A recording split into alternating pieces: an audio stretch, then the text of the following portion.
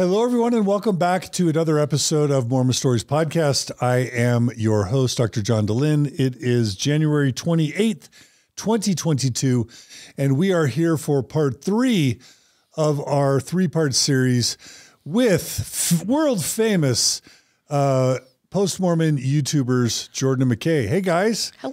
Welcome back for part 3. We're excited. Did you guys sleep okay last night? Oh, as good as you can. Did you have a vulnerability hangover at all? Yes, very Absolutely. much so. And my legs hurt from sitting in this chair for so long. I don't know why. We don't usually sit for this long. Well, you guys have been super good sports. Thank and I loved parts 1 and 2. We took it slow. We didn't rush it. Isn't there a Boys to Men song about like taking it slow? It's, although we've come, that song. Anyway, To the end of the road. we took it slow. Yep. And, Take it slow. Your clothes on the floor. Exactly. That's what I think there's something like that. Okay, we just went to PG-13, like from 0 to Sorry, PG-13 in like 10 seconds. So I love that we were able to kind of really get into each of your individual stories really quickly. Kara Burrell, it is so nice to have you here as co-host again. Yeah, any Boys to Men references you want from here on out. Do you like Boys to Men? I do like Boys to Men. Okay, all right. Yeah, I wish I could sing it at karaoke, but I can't hit any of those notes. Who can? Nobody can hit those notes. All right, so It's tonight? like Steve Perry or Freddie Mercury. No one can, or Celine Dion. I guess you can do Celine Dion. I can't do Celine Dion. Well, you do Celine Dion, whether you I do can Whitney. or not. You do it anyway. Just because I want to dance. It never held you back not being able to hit a note. It never stopped you from actually singing the song, or me for that matter. Yeah, but there's a level of runs that Boys to Men has that I cannot. Yes. I don't even want to attempt. Anyway. Hi, everyone. By the way, super excited for part 3. We're getting into faith crisis stuff now. So hope everyone enjoyed part 1 and part 2. I sure did. Some heavy stuff, but thanks for being such good sports, like being so vulnerable with all of this stuff. It's incredible, really. So thanks, guys. And for those who didn't join us for parts 1 and 2, pause or stop, jump to 1 and 2. You'll be really glad you did. I'll give just a really quick recap. We started out with McKay's story. Growing up in suburban Colorado, to I would say a typical non-Utah Mormon family in many ways. Yep. His dad served as bishop. Yeah. We talked about something we almost always talk about on Mormon Stories, which is kind of that sexual shame, that early sexual shame that happens in Mormonism. That was definitely a part of McKay's experience. But he was also kind of known a little bit as the Nephi in his family, even though he secretly sometimes listened to screamo music or snuck a R-rated movie in that his family didn't know about, or even said a swear word now and then. But that's kind of like every Mormon boy ever. So a very typical Mormon experience. And I think one thing that was interesting is that there were moments in McKay's teenage years where he's like, I'm not sure I'm really down for all of this Mormon stuff, but the pressure, the social pressures, the emotional pressures kind of always ended up bringing him back. And so he ends up serving a mission in Tegucigalpa, Honduras, and has a successful 2-year mission. We talked a lot about that. And at the end of his episode, he's coming home from an honorable 2-year mission where he served in leadership positions, etc. What I really liked about that episode is we really were able to get to the heart of the problem of social conditioning and pressure to serve a mission. And so if we talk a lot about conditioning on the podcast, I think that episode is really good for explaining that well. And a lot of and just the influence. I don't want to say it's undue influence, but the social and familial and emotional pressures and the conditioning that goes into the formation of a Mormon identity that happens from childhood and extends into those going years. to a foreign country to serve a mission. It's a big deal. And there's so much conditioning and reasons and girls, that go into that. So that was a very good, excellent, explanation of like a kind of typical Mormon upbringing that will be kind of just a really good thing to lay out there for all time. I'm super happy with it. So thank you, McKay, for that. And then Jordan, we had you on for part 2. You grew up in the same kind of general area for many of those years with McKay, but you guys weren't like close or anything. No. But Jordan, your story was very different. Your parents got divorced a couple years after your birth. Your mom remarried, but it was definitely a more, I'll say, challenging or difficult upbringing on your end. you were so vulnerable to not only talk about some of the unhealthy or challenging coping that you had to engage in coming from a more challenging home environment, but also you were very vulnerable about the sexual abuse that you experienced from a very young age through like your 16th year or so, how that culminated in you actually reporting to your mom and a therapist that you were being sexually abused by a family member. And it was kind of a heart-wrenching tale because as you got the Mormon bishop involved, you actually told that your mom and the bishop pressured you to recant your reporting of the sexual abuse to preserve the family, but also the perpetrator. And it's just really, really difficult stuff. So please go watch it. It's really worth watching. And even more heart-wrenching, even though Mormonism played maybe in some ways a really unhealthy role in your upbringing, you reaching that point of real desperation actually led you to double down your efforts to be a devout, faithful Mormon, such that once you graduate from high school, you go to the U, you join a sorority, but then you also like double down in your Mormon faithfulness. And when we kind of ended your episode for part 2, you had gotten your endowments, even though you didn't serve a mission, but you got your endowments before getting married, which is kind of rare, shows an extra level of devotion for a woman who's not serving a mission. And you were like fully doing the Mormon thing, by the time McKay gets off his mission. Anything else you want to add there? No, yeah, that was it. I was invested, fully invested at that point. Yeah. Yeah. So I guess where we're going to pick up now is McKay gets home from his mission honorably. Jordan is at the U, and where should we go from here? A couple things I did want to mention that I omitted for brevity in my episode. While I was on my mission, I did end up basically serving because I was dating a girl who would not get married to a missionary who hadn't, or a person who hadn't gone on a mission and returned with honor. During that time that I was serving, I received basically the Gen Z equivalent of a Dear John, where I started to not hear from her very often, was looking for answers because she wasn't responding to any of my emails on a weekly basis. So I logged into my Twitter account and found out that she was with a different that hurt pretty well. So it's important to remember, at this point, I don't have any romantic prospects when I come off my mission. Also, about 6 months into my missionary service, my dad, who was in the bishopric, the bishop was moving out of state, so he was released, and my dad was called as the bishop and was the bishop of the ward that Jordan was in while I was gone. And that was a young single adult ward? No, the family just the ward family that ward. we were in. Okay. Before I moved to the U, his dad, so my father-in-law, used to be my bishop. So was he the one that would have signed your ecclesiastical endorsement to go to? Oh, you went to the U. So I went to the U, so I didn't need it, but he did sign. I went on at least 1 or 2 temple trips with him, and I did do a recommend interview with him at least once. So it's kind of a bizarre turn of events. Yeah. He like knew all of your situation. Yeah, your situation. Yes. Okay. And like we talked about from the last episode, I was in Young Women's and I was very vulnerable with the young women about my sexual abuse, not my sexual abuse, but my transgressions and breaking the law of chastity and being open and honest about it. And that was the same time that my mother-in-law was in Young Women's serving as, I don't remember what she was doing, but she was in there too. So I basically bared my soul to my in-laws before I knew that they were going to be my in-laws.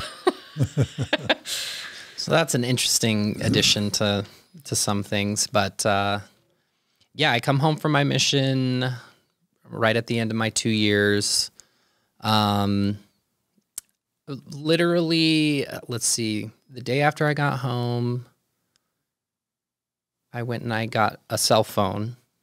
And I think the day after that, Jordan sent me a direct message on Twitter, coming back to Twitter again, and was like, hey, I don't have your number, but I'm glad that you came home, and congratulations on your missionary service. And that's great. So what were you thinking, Jordan? I want to be really clear about this because this caused a lot of contention, okay? He was like the everybody wanted to date him guy coming back. The hot boy in the ward, the hot RM in the Denver suburban ward. Which notably was something that I wasn't used to because I was not very cute growing up. I will admit, so. But everybody was waiting for him to come home. He had like a long list of women, right, that were going to be on his case. And I was not planning on being one of those. I was just being nice and generous and being like, hey, glad you're home. Which ruffled a lot of feathers because there was a lot of expectations in the ward that he was going to be lining up with all these other women. And then I said something insignificant and intervened and made a lot of people mad. Yeah. Notably, Jordan had a friend who was also in this ward that we were in, and she was very interested. That friend was very interested in me. So that kind of drove a wedge to them once things came to light. But Jordan sent me a message. I sent her my number, and we started chatting. I had already registered to go to BYU, Idaho the last few months of my mission so that I could be on track for the spring semester. I got home in March, so I would be right on track for the spring semester. It would only be about 6 weeks before I moved back up to Rexburg, Idaho to go to school. So in the meantime, I had a job lined up for me so I could work a little bit. And most of that time, like I didn't go on a single date or anything. It was just back and forth with Jordan over text message and FaceTime and things like that.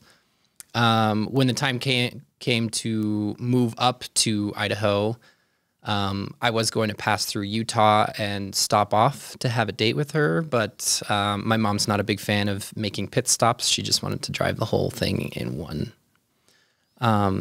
go. And she commented to me and said, I'm not going to make a pit stop just so you can go and make out with a girl. So that was a fair point. Yeah. Anyway. I mean, to quote Saturday's Word, you had been in cold storage for 2 years, right? I have, yeah. I needed a little warming to go on. But I was a little patient, and that led me to be a little vindictive. Like, oh, my mom doesn't want me to go make out with some girl. Well, before she leaves after the weekend of me moving into my apartment, then I'm going to find a girl and make out with her, which I did. Wow. But were you Nephi or Layman? I'm confused. Oh, man. Now we've switched. Yeah. I guess I'm Sam. I don't know. So. Depending on how you look at it. So that was at that point I was still interested in like meeting up with Jordan and everything like that. But because of distance, she was down here in Salt Lake City. I was up in rural Idaho. For those who don't know, what's the driving time between Rexburg and Salt Lake City? 4 hours? 4 hours. Okay. And we'll come to that a little bit in a minute. But I'll pass it over to Jordan so she can share her experience in me being very interested and then moving up to a school where, I mean, like historically, it's called BYU I Do. So people go there. Tell our non-Mormon audience what that means. BYU Idaho is basically just kind of and BYU Provo too, but not nearly as much as BYU Idaho because it's less prestigious academically.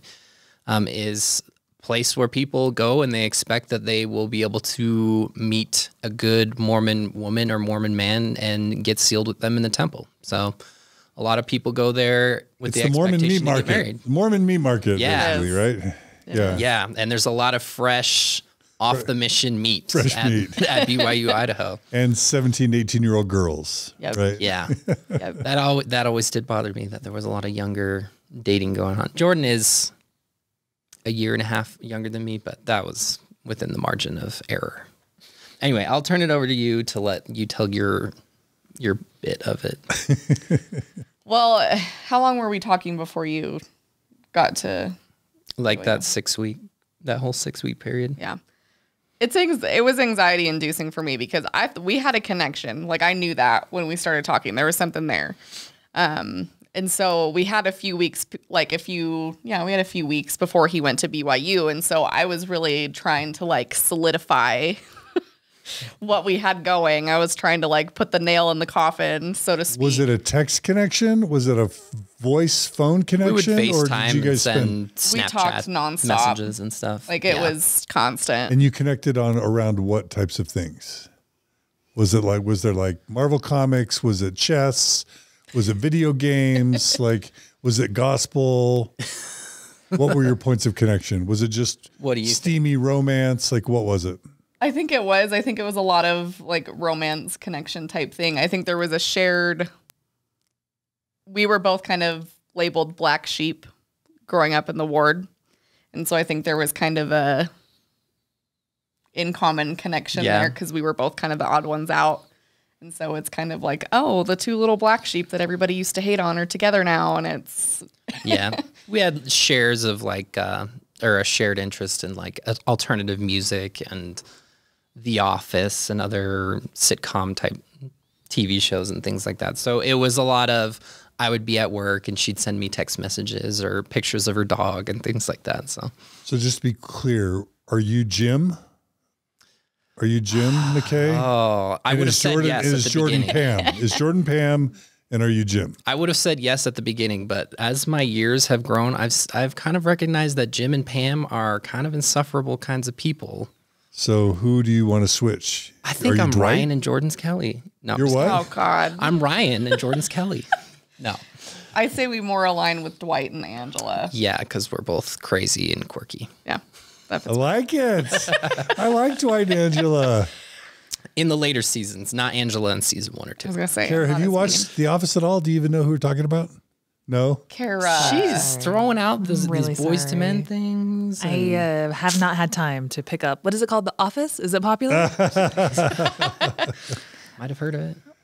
You just Too lost busy watching your comedy. Friends. You lost your comedy card. We're taking your comedy I card. find away. what I like and I just watch it over and over again. And that is And Simpsons that seasons is- 2 through 11. And I don't go anywhere Which one? else. Seasons 2 through 11 of The Simpsons. of The Simpsons. I don't. No, but you also like the differ a lot. HBO. And I watch Curb Your Enthusiasm. Curb Your Enthusiasm. And Seinfeld. And I don't really go. go anywhere else than that. All right, Sorry. well- I feel that. Feel that. Okay, good. Yeah. Those were the kinds of things that we connected over. And at one point or another, I was seeing other people and going on dates because I hadn't gone on a single date. Uh-oh. I thought I didn't know that. time. I didn't know that. Yeah, I was I wasn't trying very hard at hiding it, but I also wasn't very good. It would be at like hiding it. Saturday night and he would stop texting me for like a few hours and then he'd pick up on Sunday and be like, oh, sorry, I was, things got busy. I was doing homework. I'm like, okay. Yeah. Yeah. Sure. So Is that her name now? Just kidding. Yeah, right? that was just carryover from my teenage years, I guess. But eventually I was like, okay, I'm going to go down and see her. Notably, there was a concert in town that same night. I was like, that works out. I will go down. Who was the concert? It's actually a local band, Okay. Chelsea Grin. Okay. But they had a bunch of other bands. I've been a long time fan of them, not so much since they changed lead singers. Anyway, so I came down, we met up, we went on a date in Chipotle. Ooh. So that was something that we had shared. We're like, oh, I love burritos at Chipotle. Something that we bond over. Food for me. I'd mentioned that earlier. Yep. Came down and we watched The Office until I left for the show. Office and Chill? Netflix and Chill? Office and Chill. Yeah. Yep. Mormon Chill? What is Mormon Chill? No, I'm not asking. It is just making out for us. So Levi yeah. Levin is the it was watch The Office for a couple hours, and then for the last like 30 minutes before I had to go up and go to the show, make out for a little bit. So But trying not to violate your covenants, your temple covenants. Yes, we were both wearing our garments, and we were both, maybe not yet towing the line, but we were, yes, very respectful or whatever. this is where things I was kind gonna of say, notably, this is where contention begins. This is where the contention begins, because when I came down, Jordan was like, I will sleep in because Jordan lived at her mom's house. She had moved back in. That whole situation will come into play later, but she had moved back in to her mom's house and said, you can just stay at my house. I'll just sleep in my mom's room and you can sleep in my bed. Totally different rooms. I was like, and my fine by mom's me. there, so it's not like it.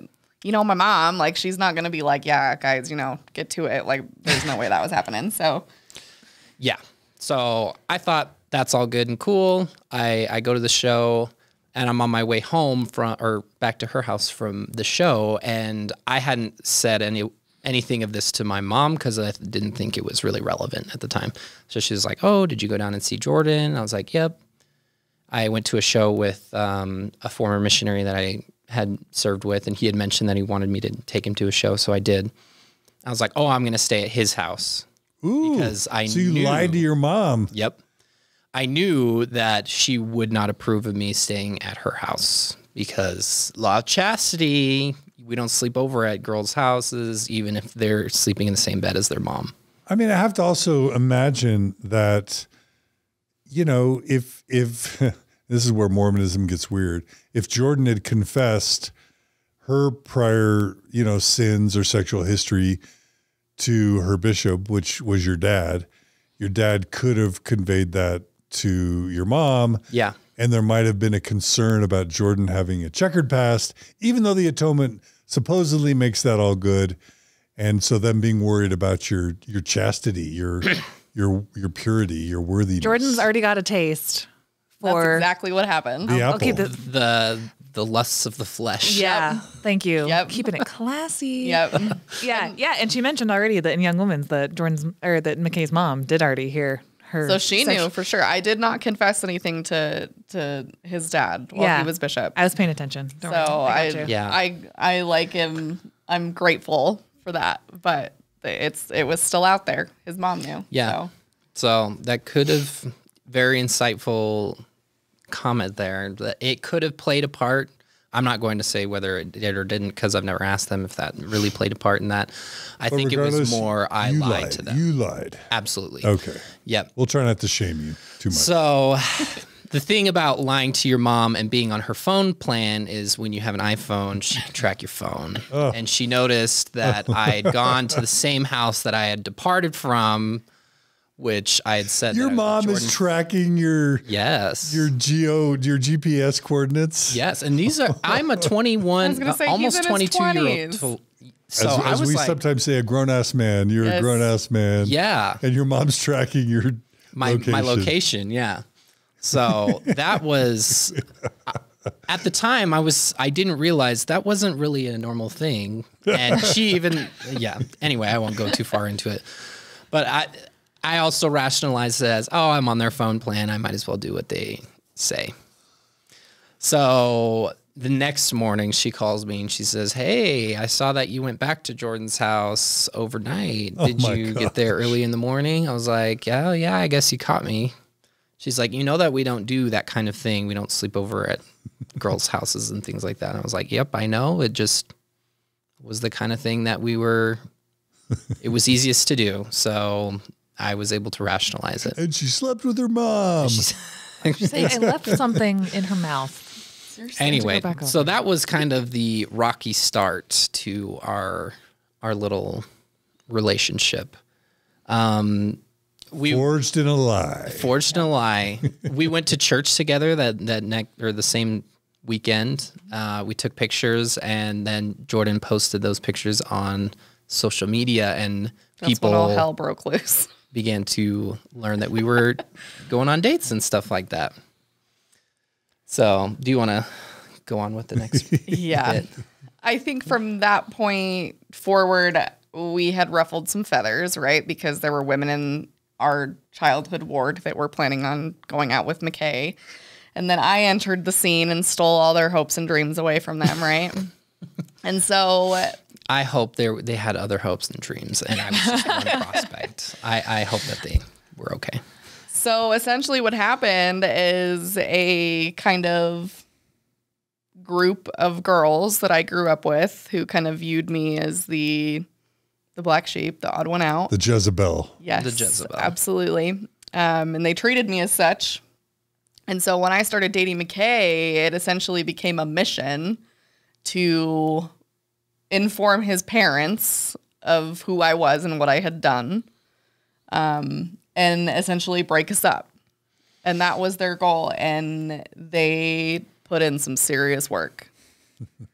They talked with McKay's parents, shared some things. They would, there were some jokes made on social media that my in-laws, my boyfriend's parents at the time, would post on Facebook that were like subtle jabs at me.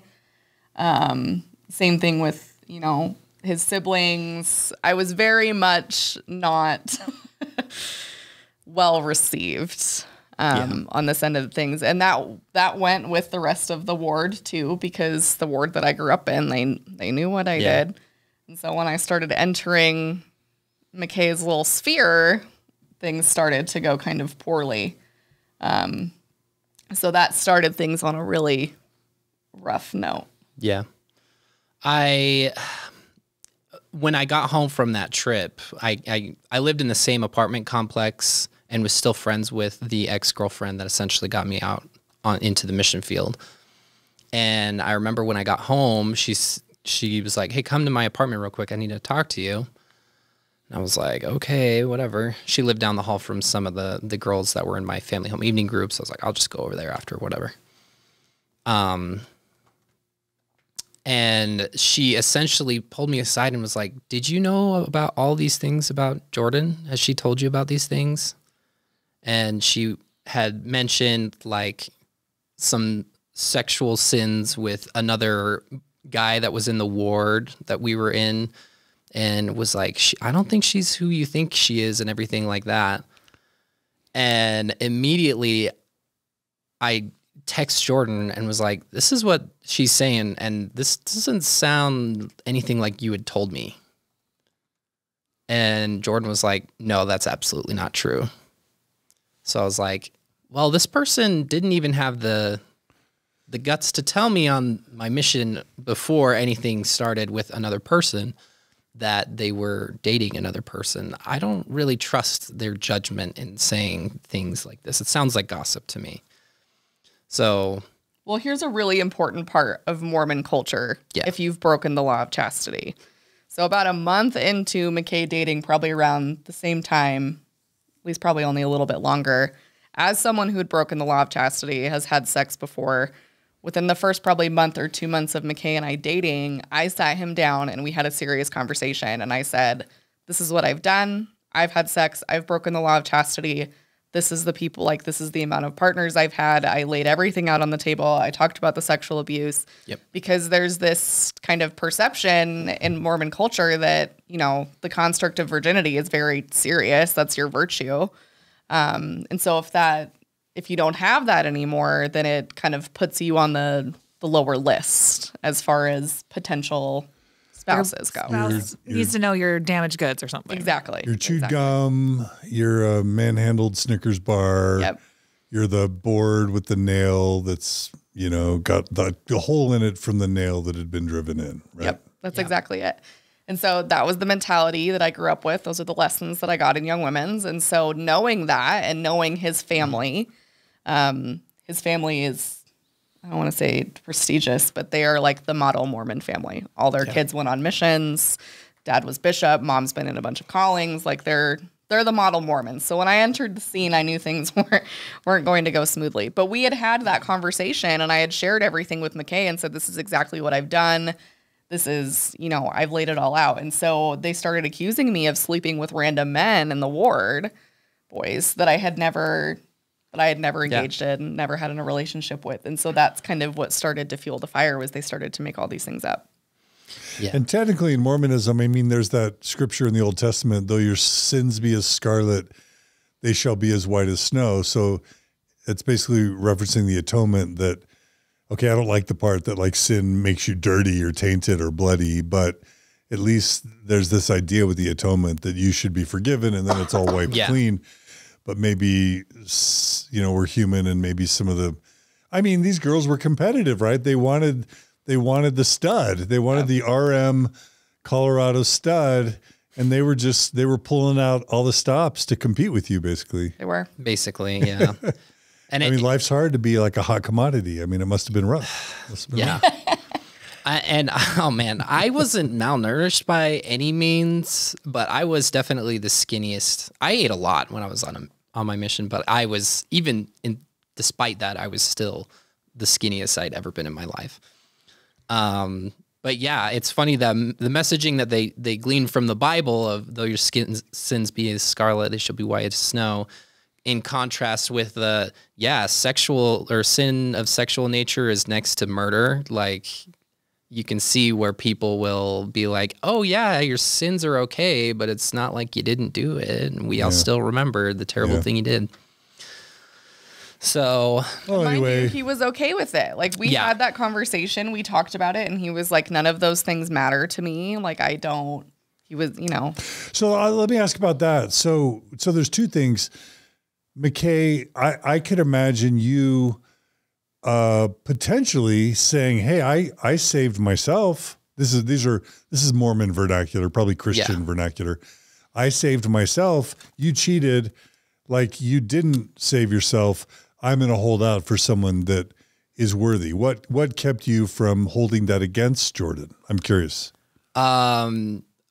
Probably a year prior to that, that's the exact view that I had held. A lot of other missionaries that I was around, they were like, oh, like I saved that exact same thing. Like, I saved myself, I expect other people to do that for me.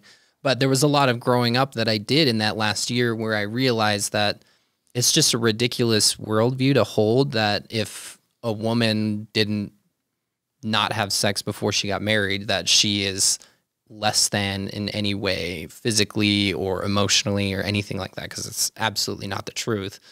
From the Mormon standpoint, I was like, if I have this sort of mindset, like, doesn't that really contradict the belief that I have in the atonement? Like, I more believed in the Isaiah scripture than I believed in the Book of Mormon scripture in that aspect. So I was like, it's really childish for me to hold that view and to expect that Jordan should be as sexually pure to the extent that I was. So, but there are people out there that's not the case. I'm sure you've heard a bunch of terrible stories of people saying coming clean like that, so to speak, and then they have a love interest or whatever that walks away solely on that for that reason or whatever. I actually have a close friend who she was sexually active before she was married. She married a guy who, quote, saved himself. When he found out after they got married that she had been sexually active, he revenge cheated on her as a way to get back at her. Oh my God. For not saving herself. Whoa. And not telling him. And in her mind, she didn't need to tell him because she had been forgiven. And so, yeah, weirdness. Yeah. Sometimes there's some weirdness that goes on. I feel like we talk about this a lot on our channel with it's stories like that. You hear that it's emotional abuse to do something like that. And it was perpetuated by this idea that you should be pure before you get married. If she had never said anything like that, he would have gone his entire life and not known at all. Right. He wouldn't have known the difference at all. Let me ask you, Jordan, was it hard for you to like swallow your pride or whatever, or to like do that shame parade of like not only confessing to everyone, which in truth it's none of their business, but then to like present yourself in a vulnerable way to this returned missionary, have to confess to him your sexual history, and then feel vulnerable inside, like he may reject me, And by the way, it's not necessarily very rational, because like having an experienced sexual partner, there's probably some benefits to that in a marriage. I don't want to get explicit, but there's probably some benefits to that, but that's not always the emotional reaction of, anyway, what was it like for you to have to kind of do that shame parade? It sucks because I knew there were some things on the line. Like I knew McKay was a returned missionary, and so I knew there was a possibility that this was going to be a big deal to him. But I also, the kind of lingering thing in the background was that family. Like I'm entering into a very strongly upheld, strongly viewed Mormon family. And so I knew that if that's the direction that we were going to go, if things were going to be serious, I needed to be able to say I was 100% upfront with McKay. Yeah. So that there was no kind of backlash that would come on me later on for not telling him. Yeah. But that's why I did it so early on, especially in this case too, was I didn't want to get in like a long-term relationship and then suddenly have him decide, Major. Tell him a year in before we get married or before we get engaged, and then have you break everything off because you weren't okay with it. Yeah. And so that's why I wanted to do it kind of so early on in the process, just to protect myself, just in case that was a deal breaker. Yeah. Yep. Purity culture harms more people than it does good. And I will stand by that. In your view. Yeah. So. Thanks for sharing all that. Yeah. That was a big hurdle. It was also it started to drive a wedge between my family and I, especially because of the dishonesty on my part and everything like that, where I didn't feel like I could share details of the relationship with Jordan and I because of disapproval from my family for any myriad of reasons, especially when it came to Jordan's sexual encounters before we'd met. So I would continue to date her. I would find any way that I could get from Rexburg to Utah. I shared a car with my brother. I have two older siblings. One of them was married, and he probably would have let me use his car, but I think they only had one at the time. And then his twin was single, and him and I shared a car. So on occasion, if he didn't have work on the weekend, I would take the car, come down. It wasn't always the best car. So sometimes I would take a bus or ride share or something. We were making it work. We were making it work.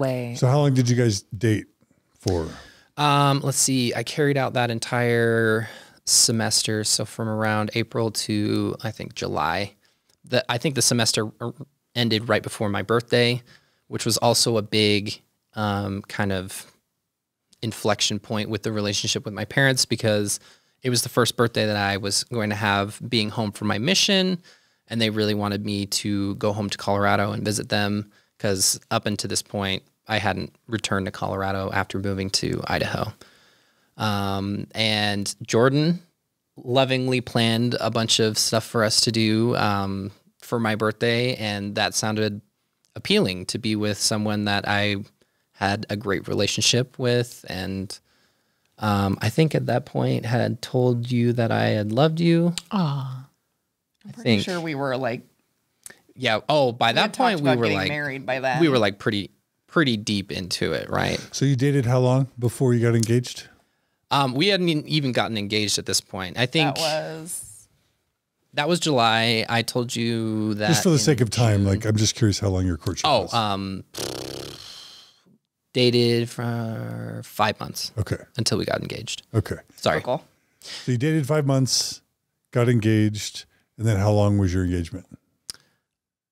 I'd say 5 months is, there are worse, maybe average. And that may shock some of our non-Mormon listeners. There are Mormon missionaries that get engaged the week off their mission, they're 21 years old or 20. Yeah.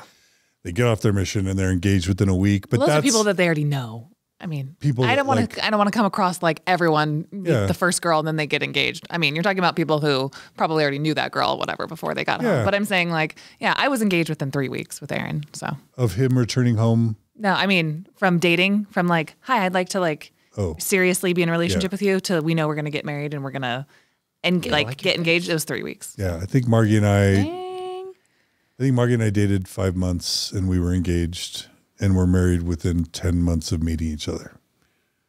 I don't know if that's fast or slow. There you go. It's like the typical Mormon timeline, I feel like. Yeah, it was really quick. Notably, I didn't involve my parents in the engagement situation, which was something that my older siblings had both done and my dad had done with his parents. So Broke tradition there. broke tradition. Okay, so it took you 5 months, about 5 months to get engaged, and then you already said this, but your engagement lasted how long?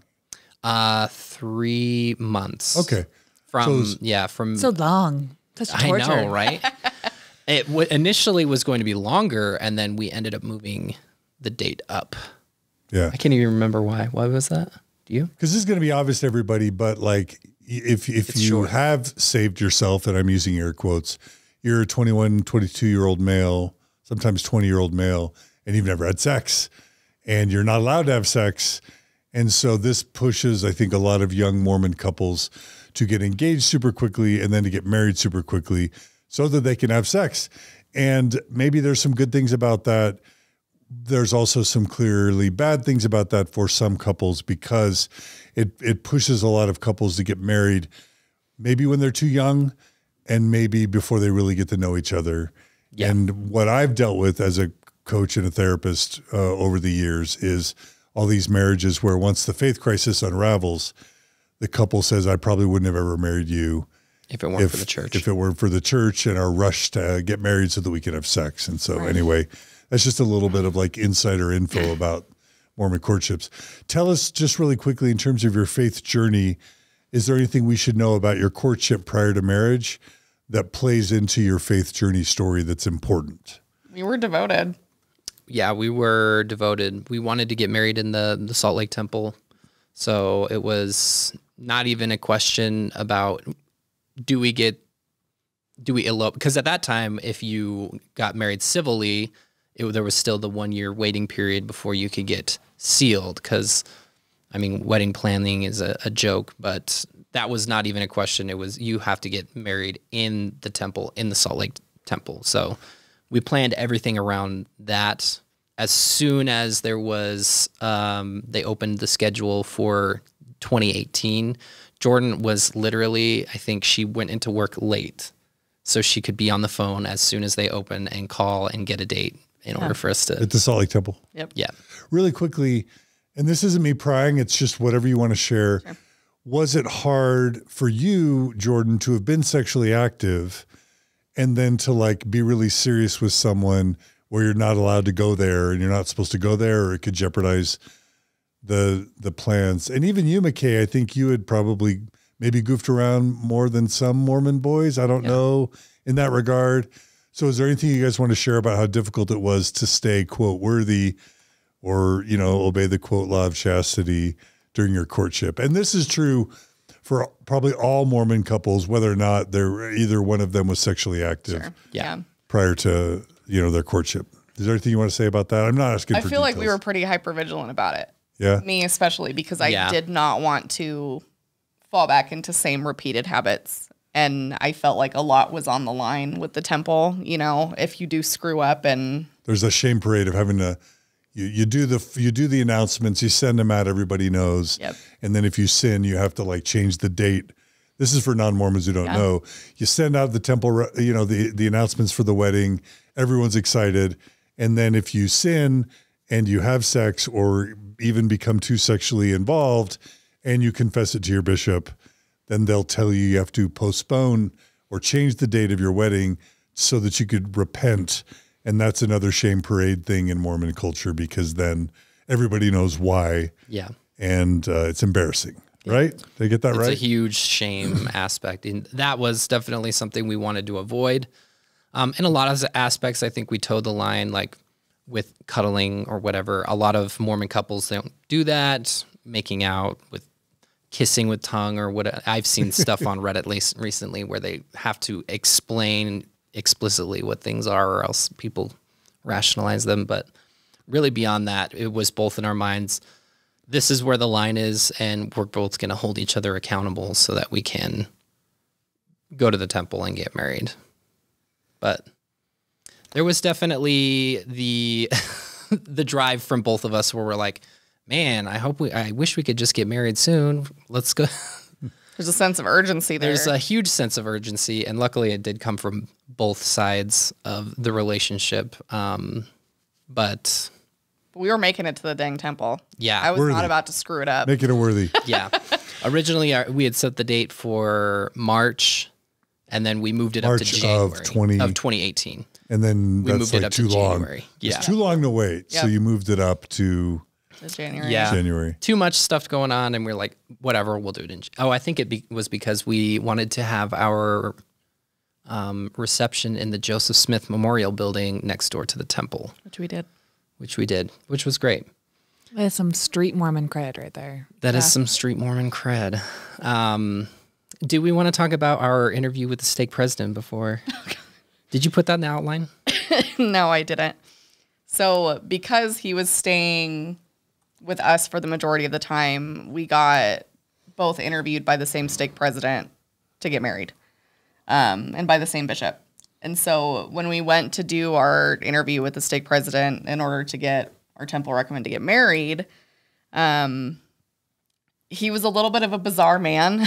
A little odd. He was a little odd. And after he interviewed us both separately, he brought us back into his office and sat us down and was like, there's some things that I want to share with you. The most prevalent being, he was like, make sure that you don't use, what did he say, tools Machinery. I think he used both of those words. in the bedroom. Yeah. Make sure you don't use machinery. It's fine. My backhoe will stay out there. Right. I'll have a bedroom hoe instead. God. No rakes, no shovels. Machinery. What? Yeah. Well, what was he thinking? It was so awkward. Him and I were just looking at each other like, Yeah. Does he mean vibrators? I think so. Toys. Yeah. And he said, in my experience, they end up causing more problems than they're worth.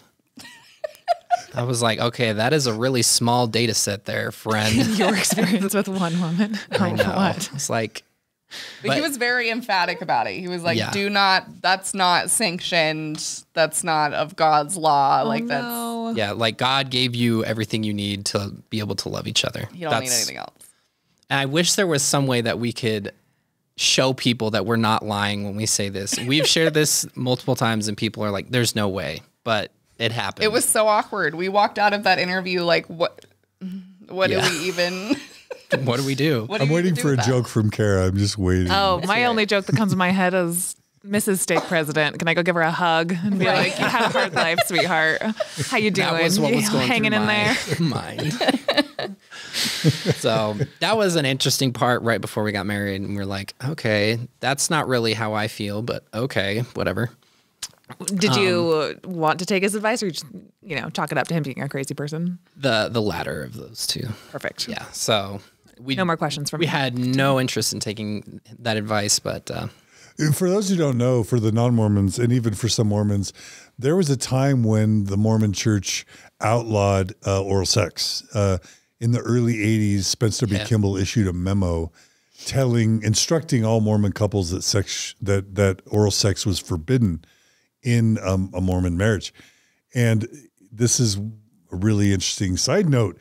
There was so much negative response and reaction to that edict that the church withdrew the memo within a year of it being issued.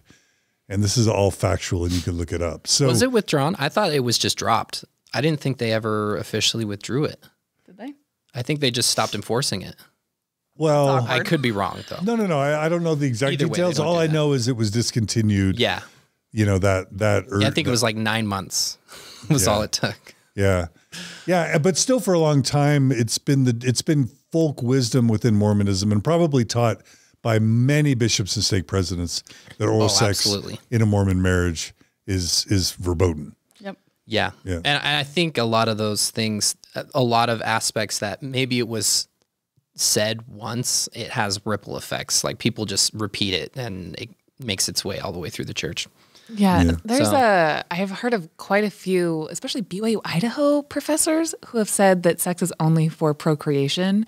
And I feel like a lot of the Mormons that I know, and like I've been in these like Mormon sexual groups and stuff, are actually quite progressive. Most Mormons are like, your bishop can't tell you not to use toys if it's just 2 people in a bedroom alone. No one else can say anything. And then other people will pipe up, be like, my BYU professor has said this. And so for some reason, I don't know why there are these like different Mormon people throughout history who like hate fun. I don't know what's wrong with them. It's like, I thought we were here to create the babies. Come on, guys. Just like, let us experiment. But anyway.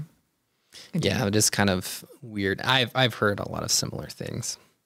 Anyway, so from that no point machinery, on, no machinery in the bed. machinery in the bed. Okay. Leave your excavator in the garage. Don't bring a snowblower in.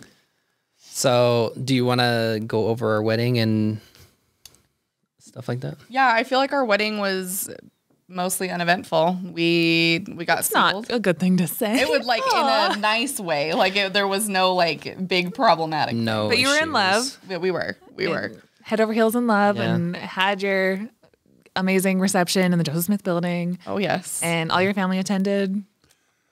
Yes, it was my dad attended, and my dad's never been Mormon, and so there was definitely some contention there when I told him that I was getting married in the temple because he could not participate.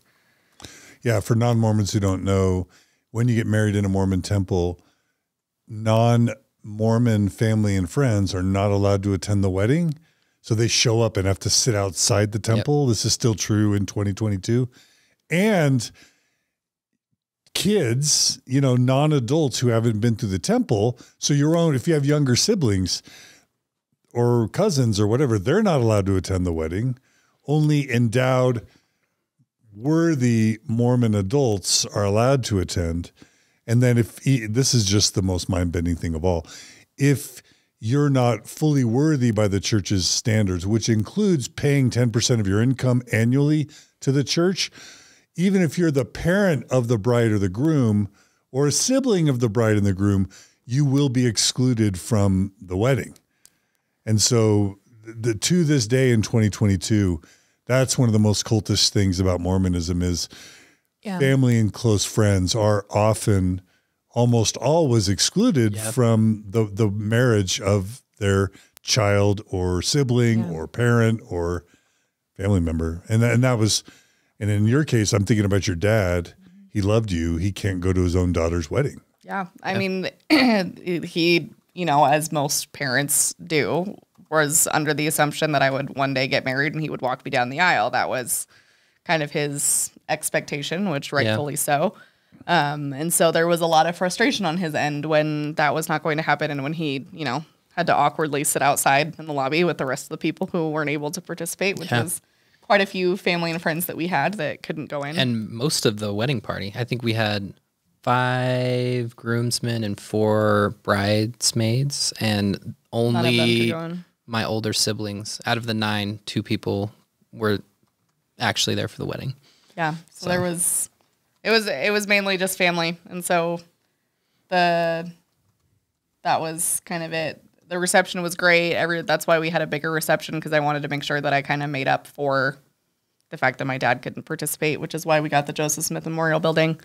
Did you do a ring ceremony? We didn't. Oh. We didn't. So, and this is culturally just something I want to get on the record. So oftentimes a Mormon couple that feels bad about all the family members or friends that are being excluded from the wedding in the temple, they'll try and do this workaround where they do a ring exchange ceremony as a part of the reception, so that at least, people may not get the full meal of the wedding, but at least the non-quote worthy or the non-Mormon friends or family can get the scraps of like seeing some sort of wedding related secondary ceremony or exchange.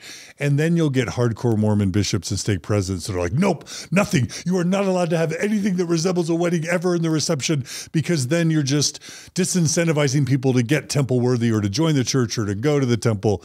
And so you'll get these hardcore bishops and stake presidents that won't allow even a ring ceremony at the reception. That's wild. So, but you guys chose not to do chose not to. Why? Yeah. Just for Jordan's dad alone. Why didn't you? I feel like that was kind of cold of us, but we put emphasis on that we wanted to be sealed in the temple. Do you have anything to add to that? I feel like wedding planning was so stressful. It was the worst. And so by the time that we got to the end of it, I would have done whatever. I mean, we were so ready to be done that anything and everything that anybody asked me about, I was like, I don't care. Like, do whatever. I'm done. Yeah. And so I don't think we really put a lot of thought into things at the end. And we have a lot of opinionated Mormon family members who had really set ideas of how things were going to go and what things were going to look like. And eventually we just kind of gave into those things. There were some things we didn't cave on, but we just kind of, I didn't really think anything of it.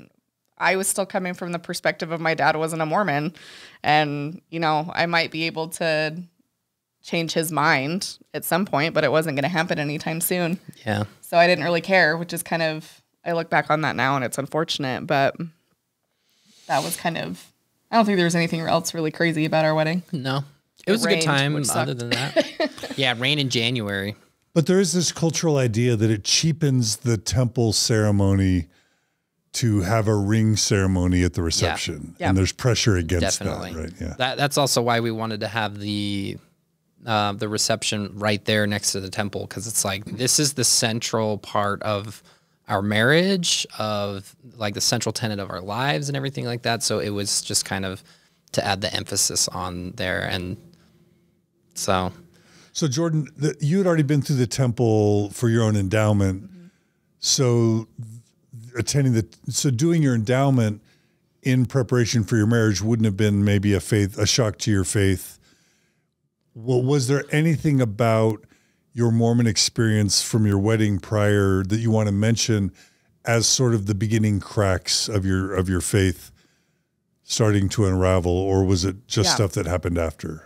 The endowment, it's a difficult thing for me to talk about now, because when I went and got endowed, I wasn't getting married. I wasn't going on a mission.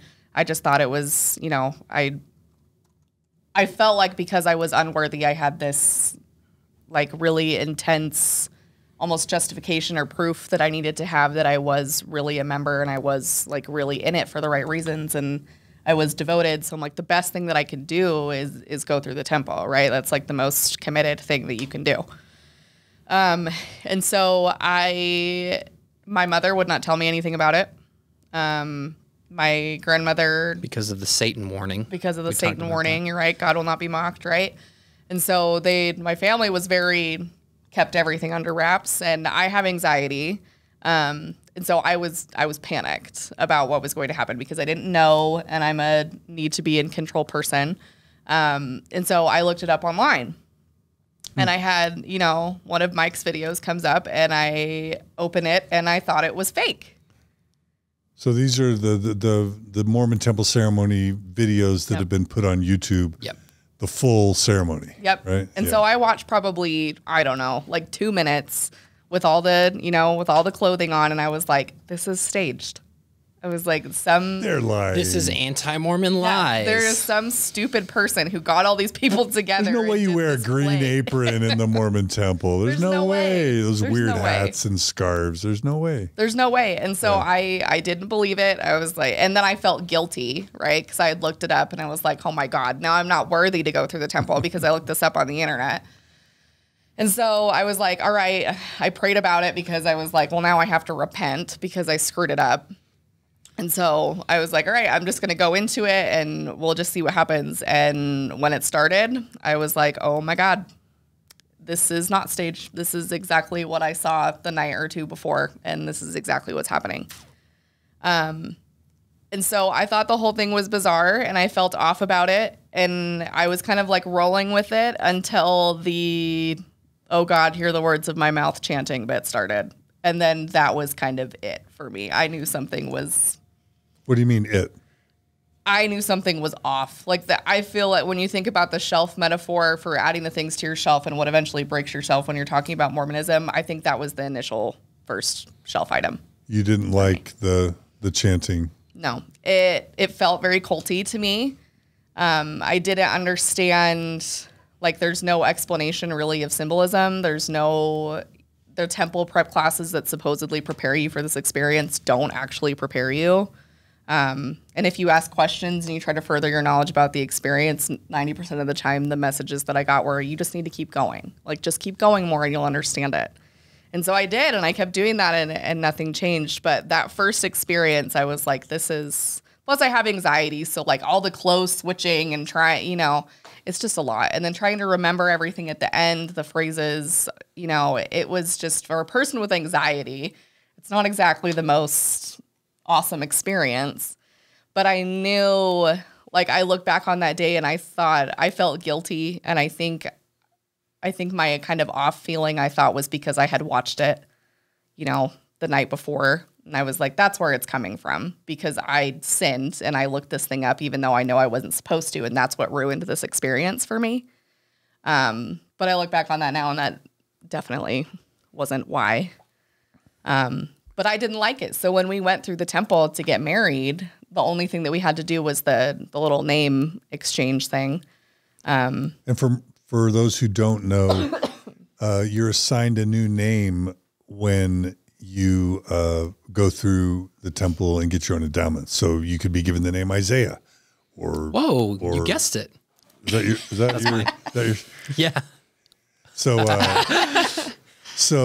you could be Ruth or Sarah or whatever. You're given a new name, but one of these weird kind of sexist things is the husband is allowed to know the wife's name because he brings her through the veil. So the woman can't enter the celestial kingdom or the celestial room of the Mormon temple without the man bringing her into it. But the husband has to know the wife's name so that he can pull her through. But in Mormon rulemaking, the husband's not allowed to tell the wife his name ever. So a Mormon couple can be married 50, 60 years.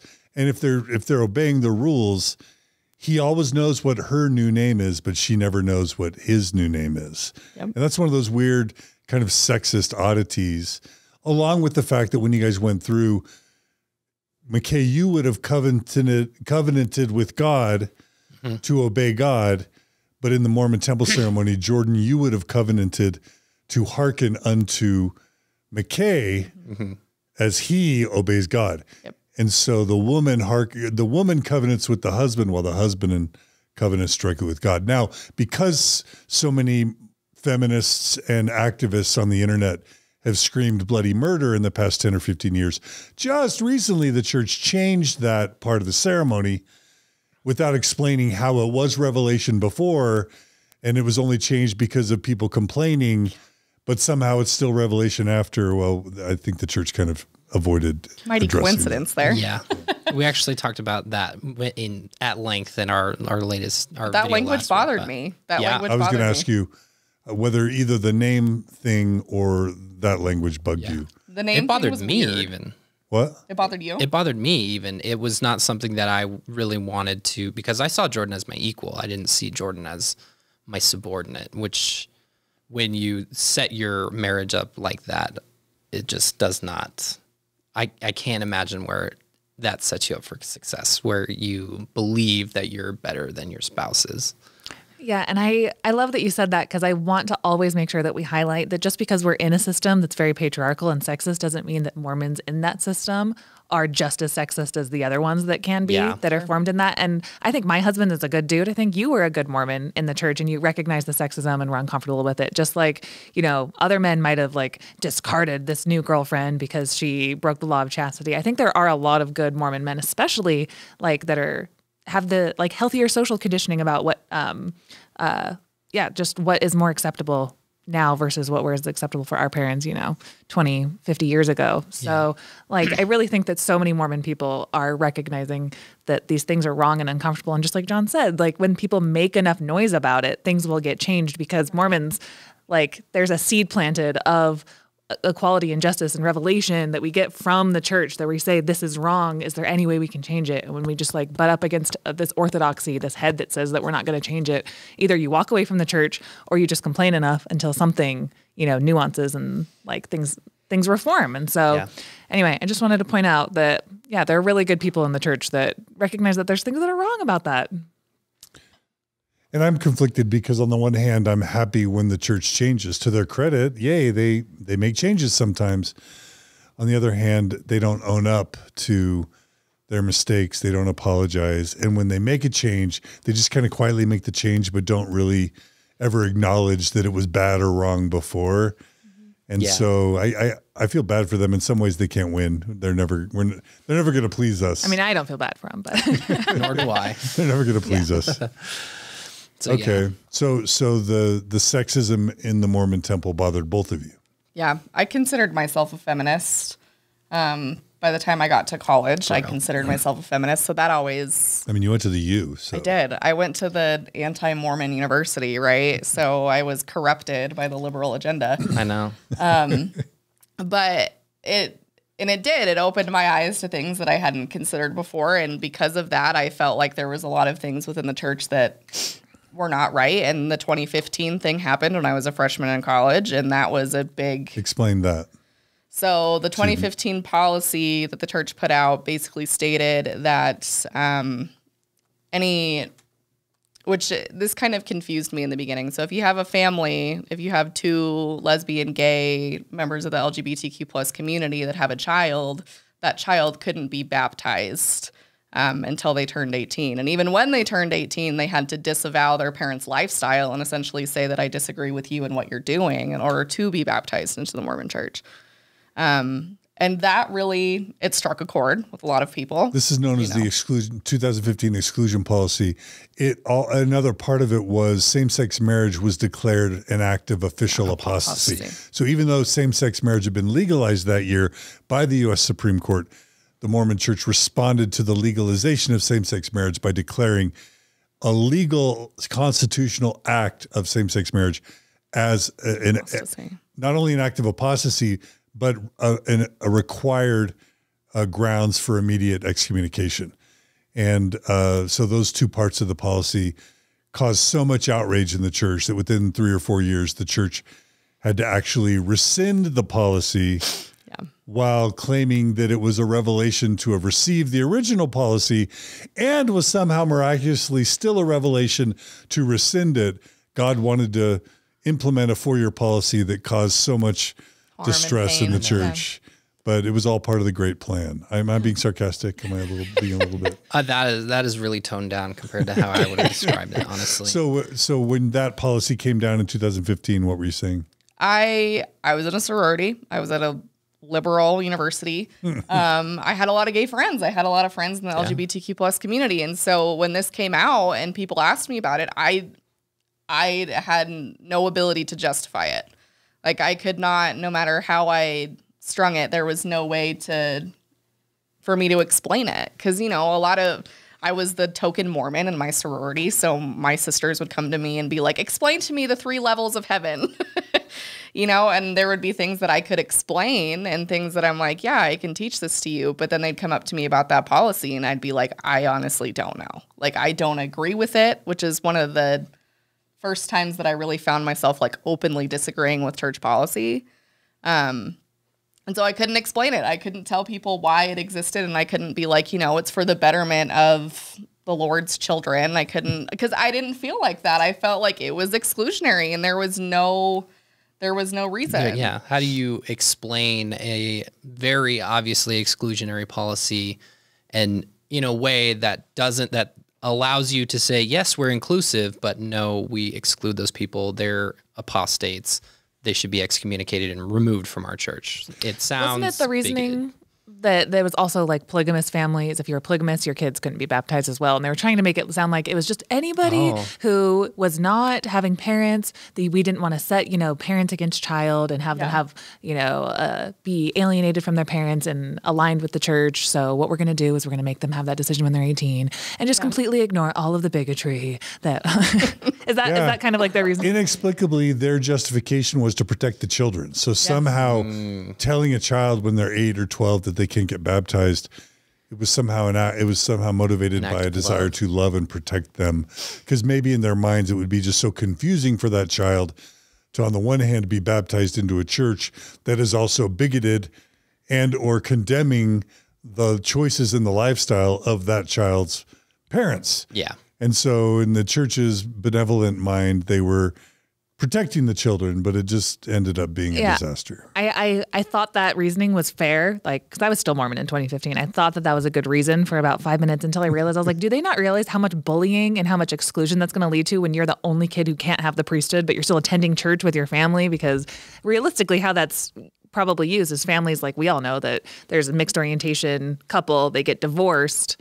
And then, you know, one of them is like, you know, a lesbian with a partner, and the other kids still go to church with their dad, and they're still completely Mormon. But just because their mom and dad are divorced, now that kid cannot participate in all of the same activities. And why is it? It's because all of these like new homophobic slurs that all the Mormon kids are throwing at your mom or your dad or whatever now. So I saw that in my friend was dating somebody who had that situation. So that I saw that front row, and like somebody who has this prophetic prophet, seers, and revelators can't see how that's actually going to be used to like bully and exclude kids who want to participate in your church was mind blowing. Yeah, Jesus says, suffer the children to come unto me, for theirs is the kingdom of heaven. And all of a sudden a Christian church is excluding children systemically, but also requiring children in its own policies to condemn their parents' marriage, which is, which is protected by law, requiring children to condemn their marriage if they want to actually join the church at age 18. That was outrageous. But then even worse, and the church needed people like us to tell them this because they didn't realize it, by making same-sex marriage a mandatory excommunicable offense, they were putting that act of same-sex marriage as worse than things that were actually optional in terms of grounds for excommunication. So in other words, a rapist, rape was an optional offense for excommunication.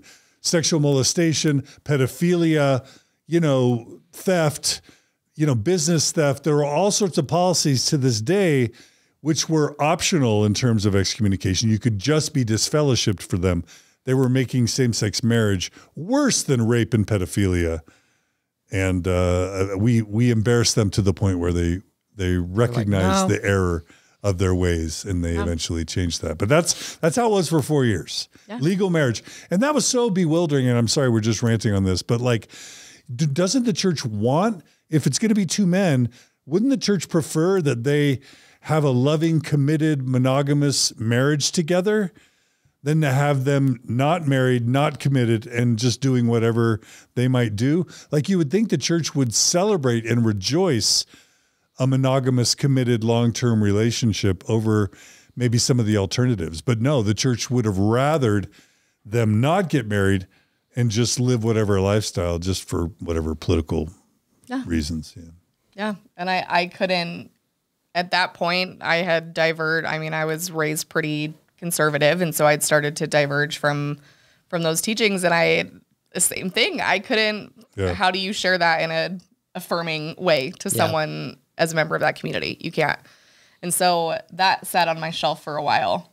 I mean, you were on your mission at that time, weren't you? Yeah, I basically skipped all that because it was like not even an issue in Honduras. Yeah.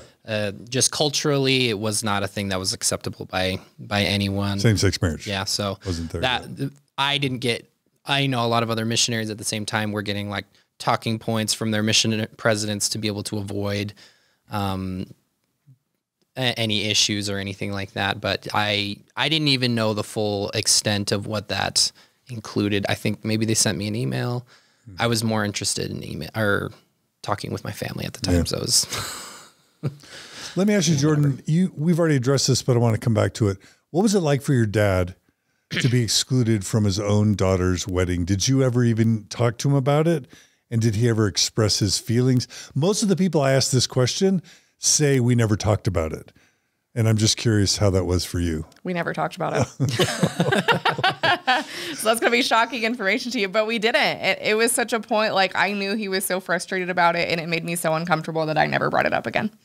Yeah. So he's sitting outside his own daughter's wedding, and you didn't even feel like it's like, sorry, Dad, or I love you, It's that it's Mormon, like up on my high horse type thing. Like I want to feel bad for you, but I can't because you're like, you're a choosing Gentile. to not be a part of this when you could be. That's the Mormon framing. They could come to the wedding if they wanted. Yeah. They just need to get baptized and then pay 10% of their income and get their endowments. You're And wait keeping a yourself year. out. It's your own fault, you know? That's exactly how I thought. Our too. whole time frame excluded him because it wasn't even a year-long process. So there was no way he was There was ever no way. going to. But that's how I thought. That's exactly how I thought, is that I wasn't being restrictive. It was based on his choices.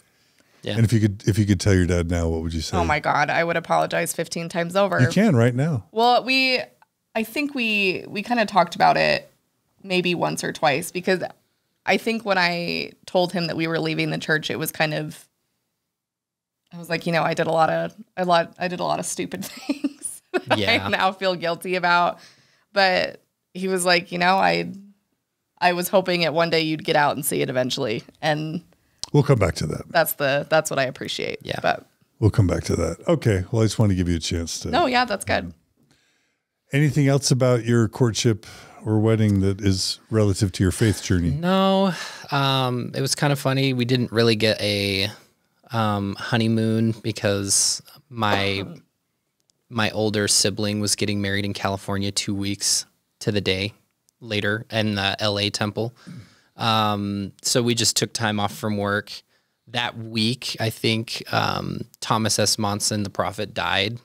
And I remember we went to his grave site that Sunday, and we left flowers. So we were in it. We watched his funeral. It was a Watched big his deal. funeral. We were home from work because we had both taken the week off. So we were really, really deep in it, honestly. We were deep inside. Yeah. Do you have your outline? No. Oh, it's okay. Okay. Okay, so you get married, and what was the understanding, either explicit or just assumed, that your life was going to go? And I want to hear both of you, like, in terms of like education, roles, children, and faithfulness in the church. You go first, McKay. We'll see how they differ, actually. We were basically dead set on not having kids for at least 5 years. Whoa, that's unique. Which is, pretty unique. Many Mormon couples get pregnant the first month. We were adamantly against it. Yes, we were very against that because, and nothing against anybody who gets pregnant really soon. We just didn't feel like we were comfortable bringing a child into our lives when we didn't really know or feel comfortable with each other fully yet. That might be more of a Gen Z thing. I bet there are more and more young Mormon couples in your generation that are choosing that. And were you guys working at I'm sure you had student loans and you just know that you're I'm not bringing a child into this studio apartment. Not. Jordan was finishing up her undergrad to be a special ed teacher. And had incurred a considerable amount of debt because she was going to the U before she was paying in-state tuition. So, oh dang, that was something You're that we wanted to paying get. tuition. Yeah, for the first year. So that was something we wanted to get under control before we had any kids. In the meanwhile, because we wanted to pay off those loans, I took a sabbatical or took a time off from going to school. It just was on the back burner for a really long time. I was working every day. Jordan had actually landed a student teaching job right before we got married that kind of just, as soon as she graduated, turned into a full-time teaching job. Let me ask, in my generation, the woman's education or career was really not important. It was kind of deprioritized. Yeah. It would have been all about the man getting the education and pursuing his career. And the woman, if she worked at all in the early years of the marriage, it was to put the man through school. But then it was to have babies as soon as possible. And the goal was to get the woman home, bearing kids and raising kids, and the man educated and in the workforce being the primary breadwinner. Was there anything about your upbringing, Jordan, that made you want to both pursue an education and a career? I have always been fiercely motivated, and I considered myself a feminist. So I was like, I don't want any of that. I have to stay home in the kitchen pregnant. I was like, I don't want any of that. So I knew, and I had a lot of passion for special ed and I had a lot of passion for social work, and I knew I wanted to do both. So I knew I'd likely have to get a graduate degree. So I knew I was going to be in school for a long time. Yeah. And so I was just motivated, and it didn't occur to me that I was going to maybe end up with someone who didn't agree with that lifestyle. And I thought that would possibly put me off from members wanting to date me, because I was like, I'm finishing school and I'm going to work. Like, I'm passionate about these things, and I'm not going to just stay home and have kids just because that's what Mormon gender roles have specified, right? Yeah. And so we were kind of unconventional. Yeah, absolutely. I did not feel threatened at all. That it was my decision that she finished her degree. Well, it was both of our decisions. I'm not going to say that it was my decision necessarily. There was no way I would be able to change her mind from what she was doing, even if I wanted to, but I didn't want to. So it was an unconventional thing. That's not the household that I grew up with. When I was really young, my mom stayed home with us until we were school age, and then she just worked a part-time job whenever we were at school. So it was a different dynamic for me, because I always kind of planned on being the breadwinner, but I was definitely okay with making sure Jordan finished off her schooling and getting those loans paid off. So I just had a job down here. I would work full-time. Jordan would work and go to school until she graduated. And then after that, we just kind of coasted for a little while, seeing what we wanted to do. That first year of your full-time job, we moved into our first apartment away from family, which was interesting. That's where things started to fall apart faith-wise for me. Yeah. Let's get into it. So when did your faith start to really change? I mean, you've already mentioned some of the cracks, Jordan, for you. Maybe there were a few cracks for you, McKay. When did things start getting? I think notably for me, I can remember because it was right when the Honduran caravans started to make their way through Central America up to the United States. If you're from outside of the United States, it was real big to do, because every xenophobic person was out there saying, we need to stop these people when they get to our border. There's no way we can let them in. And I will use a little bit of explicit language, but it's not anything that you wouldn't have heard on the news. I saw a lot of people from the ward that we grew up in sharing the messaging of these sons of bitches from these shithole countries cannot enter. And this was like super powerful to me, because I knew people who were in those caravans. Like, people were messaging me. They were like, pray for my uncle or cousin or even mother or father that is traveling to the United States, that they'll make it there safely. What was going on in Central America or Honduras that was causing people to migrate here? Do you know? There was a lot of political unrest at the time. A lot of people didn't agree with the president at the time, because he was attempting to change the Constitution to allow himself a third term. I can't really remember exactly all the. There's just political and social. There was a unrest. lot of, yeah, and there's been a lot of unrest there since there was a coup back in the late 2000s. So people were just trying to find work and to be able to provide for their families. And here are people in my church, in the ward that I grew up with. One of my a seminary teacher that I had, who was also a primary president at one point, was sharing these things on social media, and I could not believe that people in our church could not have the amount of empathy. I was like, it makes no sense to me. People go to foreign countries all the time, and then they come home and they apparently didn't learn anything about any other nationalities or have any empathy for people in other situations. So that really kind of broke me down for the first time, where I took a step back and said, how can people say that they love Jesus and they love everybody, but say horrible, nasty things about people they have no idea about? Because it seems like Jesus was for the poor and the disenfranchised. In my mind, this was exactly the opposite. And I saw this a lot with a lot of the other missionaries that I served with. I mean, when I was a missionary, I had 2 companions that spoke out of 12 that spoke English. And that was a total of 18 weeks out of my 2 years that I was able to just speak English in the house. When we would meet up with other missionaries, we'd go to conferences and everything. I would primarily hang out with missionaries that spoke Spanish as their only language. So I really got to know a lot of amazing people from South and Central America, and I really felt for a lot of the issues that they had in their native countries and everything like that. So it was a real punch in the gut when I would see people sharing things like that on social media. So that was kind of the first thing that I remember where I'm like, okay, that's kind of interesting. And to drive the Mormon point home, I think Mormons are disproportionately, not to get political, we're not getting political, but just to describe the demographics, Utah is one of the most Republican states in the country, along with like Wyoming and maybe a couple others.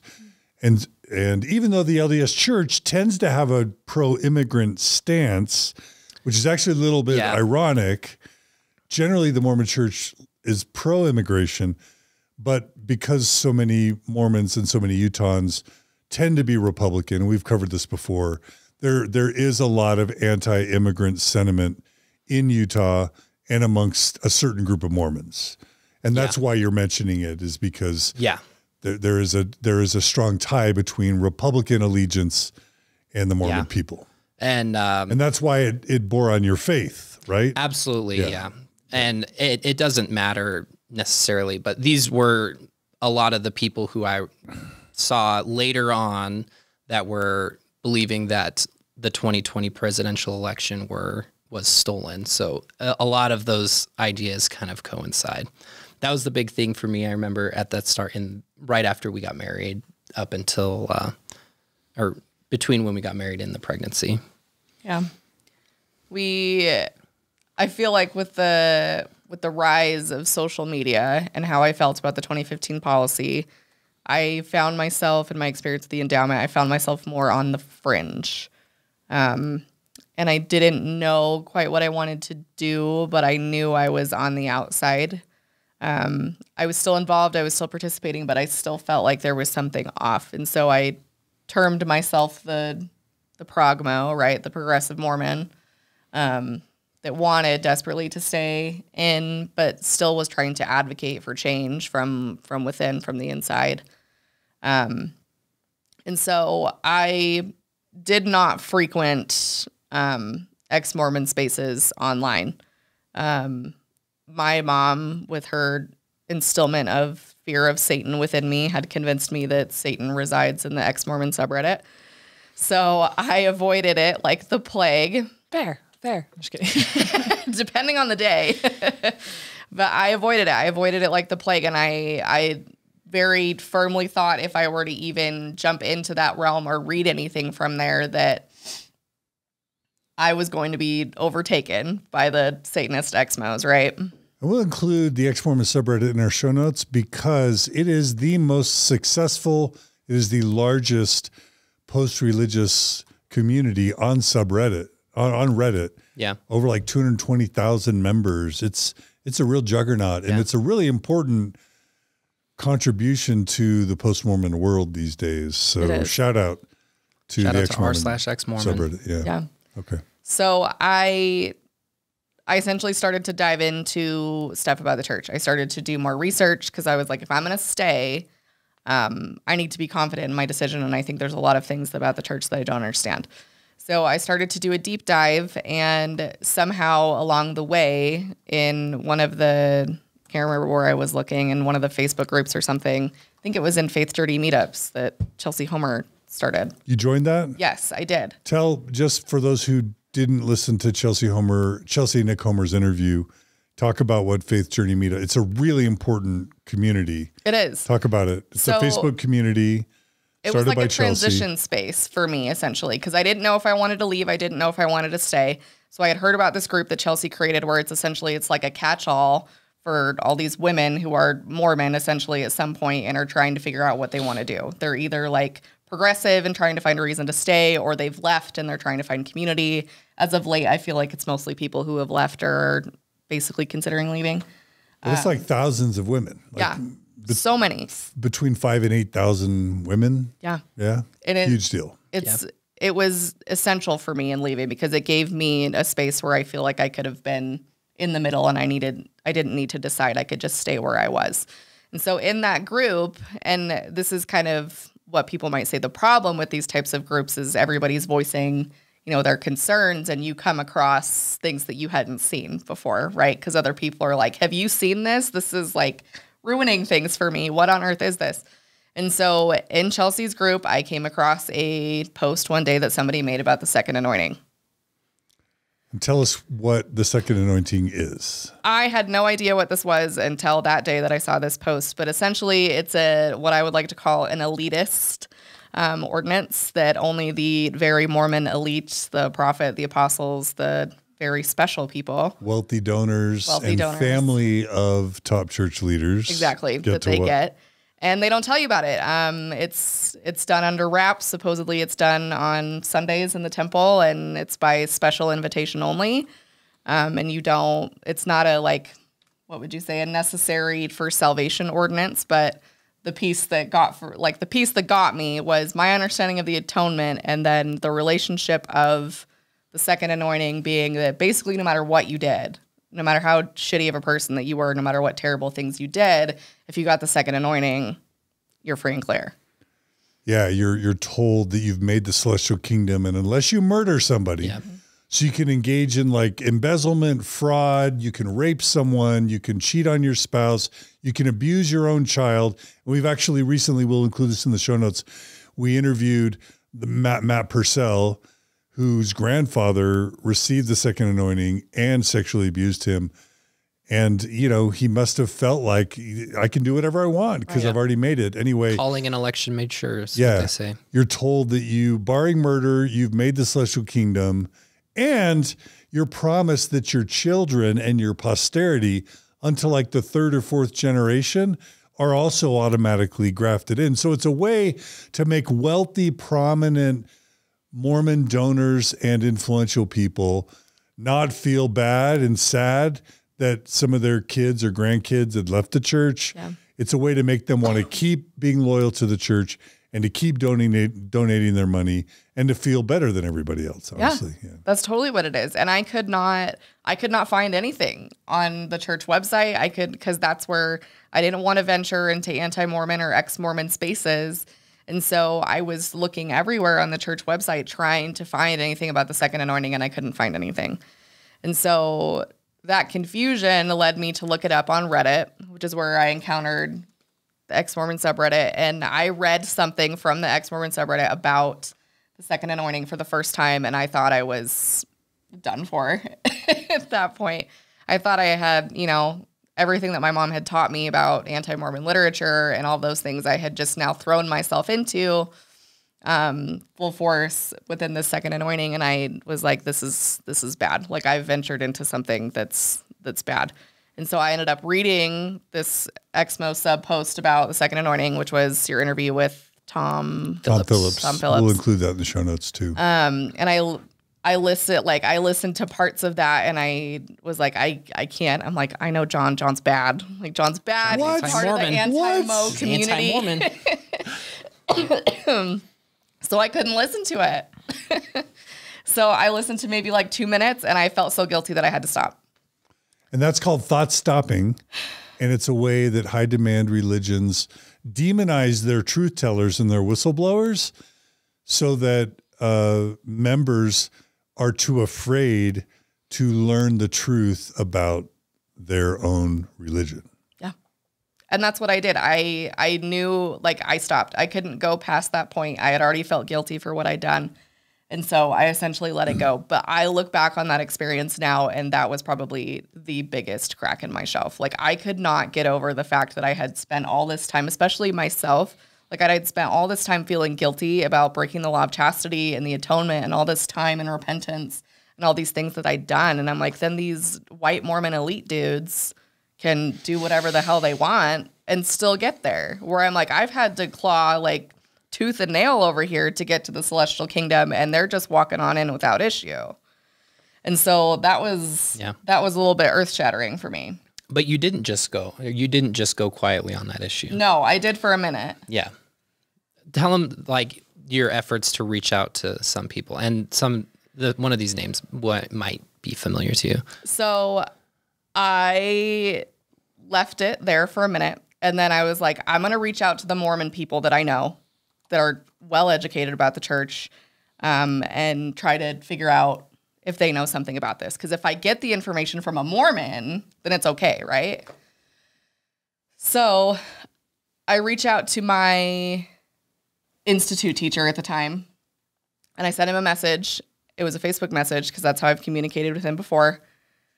I reach out to him and say, I need to talk with you about this thing that I've heard of, and I don't know what to do. Will you please explain this to me?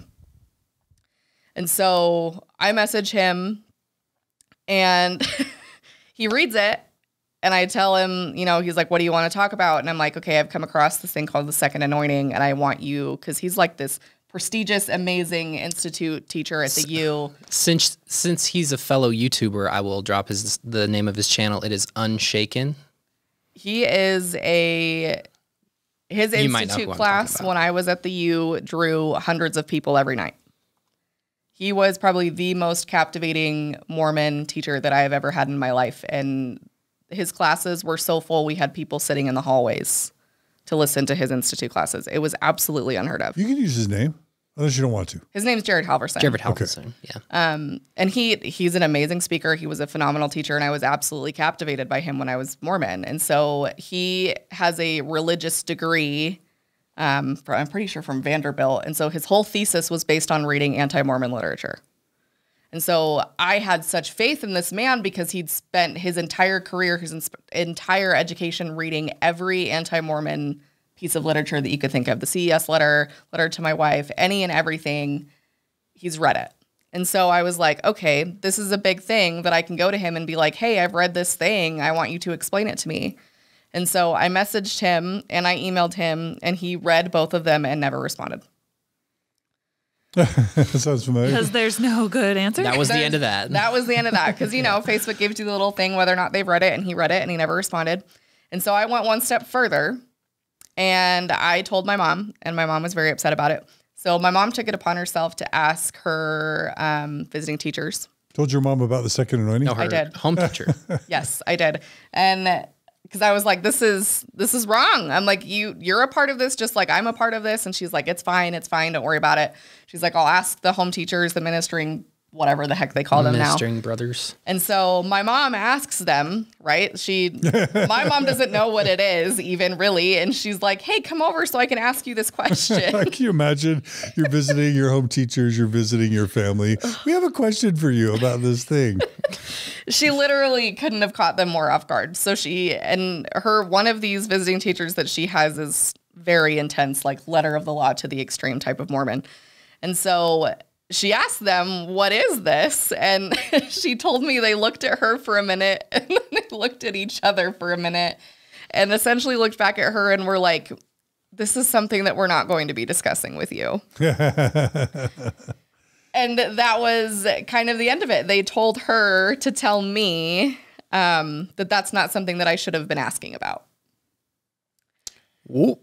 So I was like, okay, so that is literally what my stake president said to me. Really? When I tried to talk to him about the Second Anointing, he said, we will not be discussing that. Yeah, same thing. Like every Mormon I went to, it was a dead end every time. We're not talking about it, or they wouldn't respond. And so I knew I had hit something. Like I knew we'd hit a nerve here. Like something was off. And that's when I told you about it right around that time, didn't I? Yeah, and I was totally blindsided by it. I was like, kind of pulled the whole Mormon, well, there's some things that aren't revealed to us until a certain time, and I guess this is one of those things that I'm just going to not be able to understand until whatever that time is, or whenever that time may come. So, and all of this was going on, like, whenever Jordan had doubts, or I had doubts, we would keep them to ourselves, because we didn't want to have that aspect in our marriage where there was a wedge driving between us because one person was pulling away from the church and the other one was still staunchly in there. I was afraid that that would happen. So even though I was less faithful in paying my tithing, she would get her paycheck and she would log in and pay the tithing right then. Whereas I would go a couple weeks and be like, oh, I don't think I paid my tithing recently, and do whatever I thought was fair and call it good. Or I, for a long time, I was not really interested in going to church and wasting a day off because I was working 45, almost 50 hours a week sometimes, and at a tire shop. So I was like, I'm not going to waste a day off to go to church. Let's just stay home. It was still 3 hours at that time. So. Yeah, notably. So I, shirked my priesthood responsibilities and being the head of the household and let Jordan take the lead on a lot of those things. But I didn't really have anything going on that was that deep at the time. All the way up until about August 2019, because Jordan's mom worked for the church, she said, you should work for the church. And I was like, I'm kind of hating where I had reached the ceiling of a part-time employee at my other job of not getting benefits. I was like, I'm really not looking to go full-time at this company, so I'll make a change. And I got hired on to work at the distribution warehouse off of 17th South in Salt Lake City for the church. So for those who are not aware, the church is the authority on distribution of their authorized LDS endowed member only undergarments, temple ceremonial clothing, as well as all of the church print material for the Western Hemisphere. It goes through and is printed in that facility. So I signed on to work kind of in an intermediary fashion, do part-time at the tire shop and do part-time in the shipping department at that other job. And that was good for a couple months. And then one night, Jordan and I were laying in bed at a late hour like we usually do. No, at that point, we were only going to bed at like 10:30 every night. That's right. But Jordan was laying in bed, and she mentioned to me out of the blue, I think we need to start trying to have a kid. And she said her piece. She did a whole little spiel. And throughout the whole time, I'm thinking we had agreed that we would do 5-ish years before we even considered having a kid. But I feel like this is a revelation from God that we need to have a kid. She had recently had a laparoscopic surgery to remove endometriosis lesions. And her OB had mentioned that this was the time that if she was going to get pregnant, it was most likely at 6 months fertility. After that. So I instantly agreed because I thought it was a revelation, and I was hearkening back to the words of our sealing ceremony where they tell you to go forth and multiply. It was our sacred calling and duty to bring children into the world, and it was time for us there was no better time than now. We had recently just moved back in. We moved into her mom's house in the basement, and we were finishing the basement to live there on our own. And we're like, this is the most stable position that we could be in. We don't have a mortgage payment, and if any medical things go wrong, we can do that. I can quit my job at the tire shop and get a full-time gig with the church, and then have access to DMBA insurance of our own. That way our child can be insured under it. So a lot of things kind of went off without a hitch, where I went from a job in the shipping department, part-time. Literally, I think 2 or 3 weeks went by and they got me a job in a different department on full-time salary and benefits. So that was honestly a godsend. Just being able to get my own insurance at the drop of a hat was something that I hadn't imagined to do. But this is also a position where you only benefit if you play by the rules. You have to be a card-carrying, temple recommend-carrying member of the Mormon church in order to work in the position that I was in. So not any random guy off the street could get a job and just do that. So they do take care of some of the people that work with them in the aspect that a similar job at like Amazon probably wouldn't have benefits. So we leaned into it. I had succumbed to social pressure. Yeah. I was adamant when we got married that we weren't going to have kids at least before that 5-year mark. And we were kind of the odd one out. How does social pressure manifest itself as a young Mormon couple? You know, anything you want to share? How does that? I think we underestimate the role that social media plays in that pressure because, you know, with this, millennials are that way too, but with social media and with Mormons, everybody is, you know, social media is a highlight reel. And so you see all these Mormons getting married. You see all these Mormons having kids. And we were kind of the odd one out because all our friends that were married already had kids. And we were kind of the odd one out that were married for a while and still didn't have kids. Yeah. And so the more we began to see those things, the more we were like, we might be doing something wrong here. Like we're denying God's will for us to just immediately have kids. And we're going with our own wants and desires of wanting to like focus on us and be selfish first. It's always been common in my Mormon experience for people to just say, are you having kids yet? When are you having kids yet? You're pregnant yet? Totally. Yeah. That too. I just remembered like the funniest. Have you guys seen that TikTok where it's like, are you dating anybody? No, you are dating somebody. When are you getting married? And you're getting married. When are you going to have kids? You have kids. When are you going to have another kid? Leads and leads. Yep. Yeah. That's always people are just asking. And the thing is, honestly, this happened to me too. You're surrounded by so many people in your Mormon congregation all the time. You can get asked when you're having kids like 20 times a day from different people. So it plays with your mind a lot. So I get that. Yeah. And they throw a lot of caution to the wind in considering that maybe some people have fertility issues or can't have children at all or anything like that. So we got that too. Because we were in my mom lives up on the bench in Bountiful. And so it's a primarily older ward. And so there's a lot of sweet old people in that ward. And a lot of them don't have filters. And so we got a lot of those questions a lot. Oh, yeah. I had 10 kids at your age. Yep. Yeah. And a hamburger at McDonald's costs a nickel. Yep. It's a little different now. Anyway, so yeah, things were kind of falling into place. Jordan ended up getting pregnant really quickly. So our OB was right. Yeah. Honestly.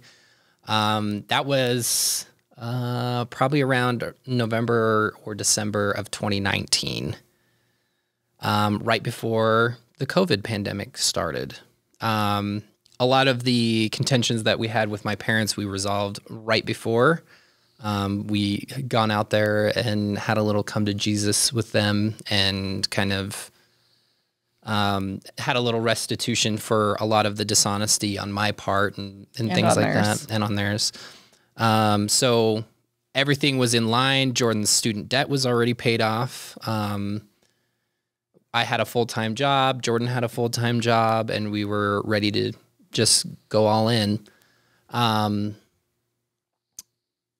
Being pregnant for you, I'm gonna turn the time over to Jordan on that one. I had no expectations of what being pregnant was going to be like, you know, having never had children before, but I was not prepared for what it was going to do to me emotionally. Prior to that, I have a variety of mental diagnoses, but OCD and anxiety are some of the big ones.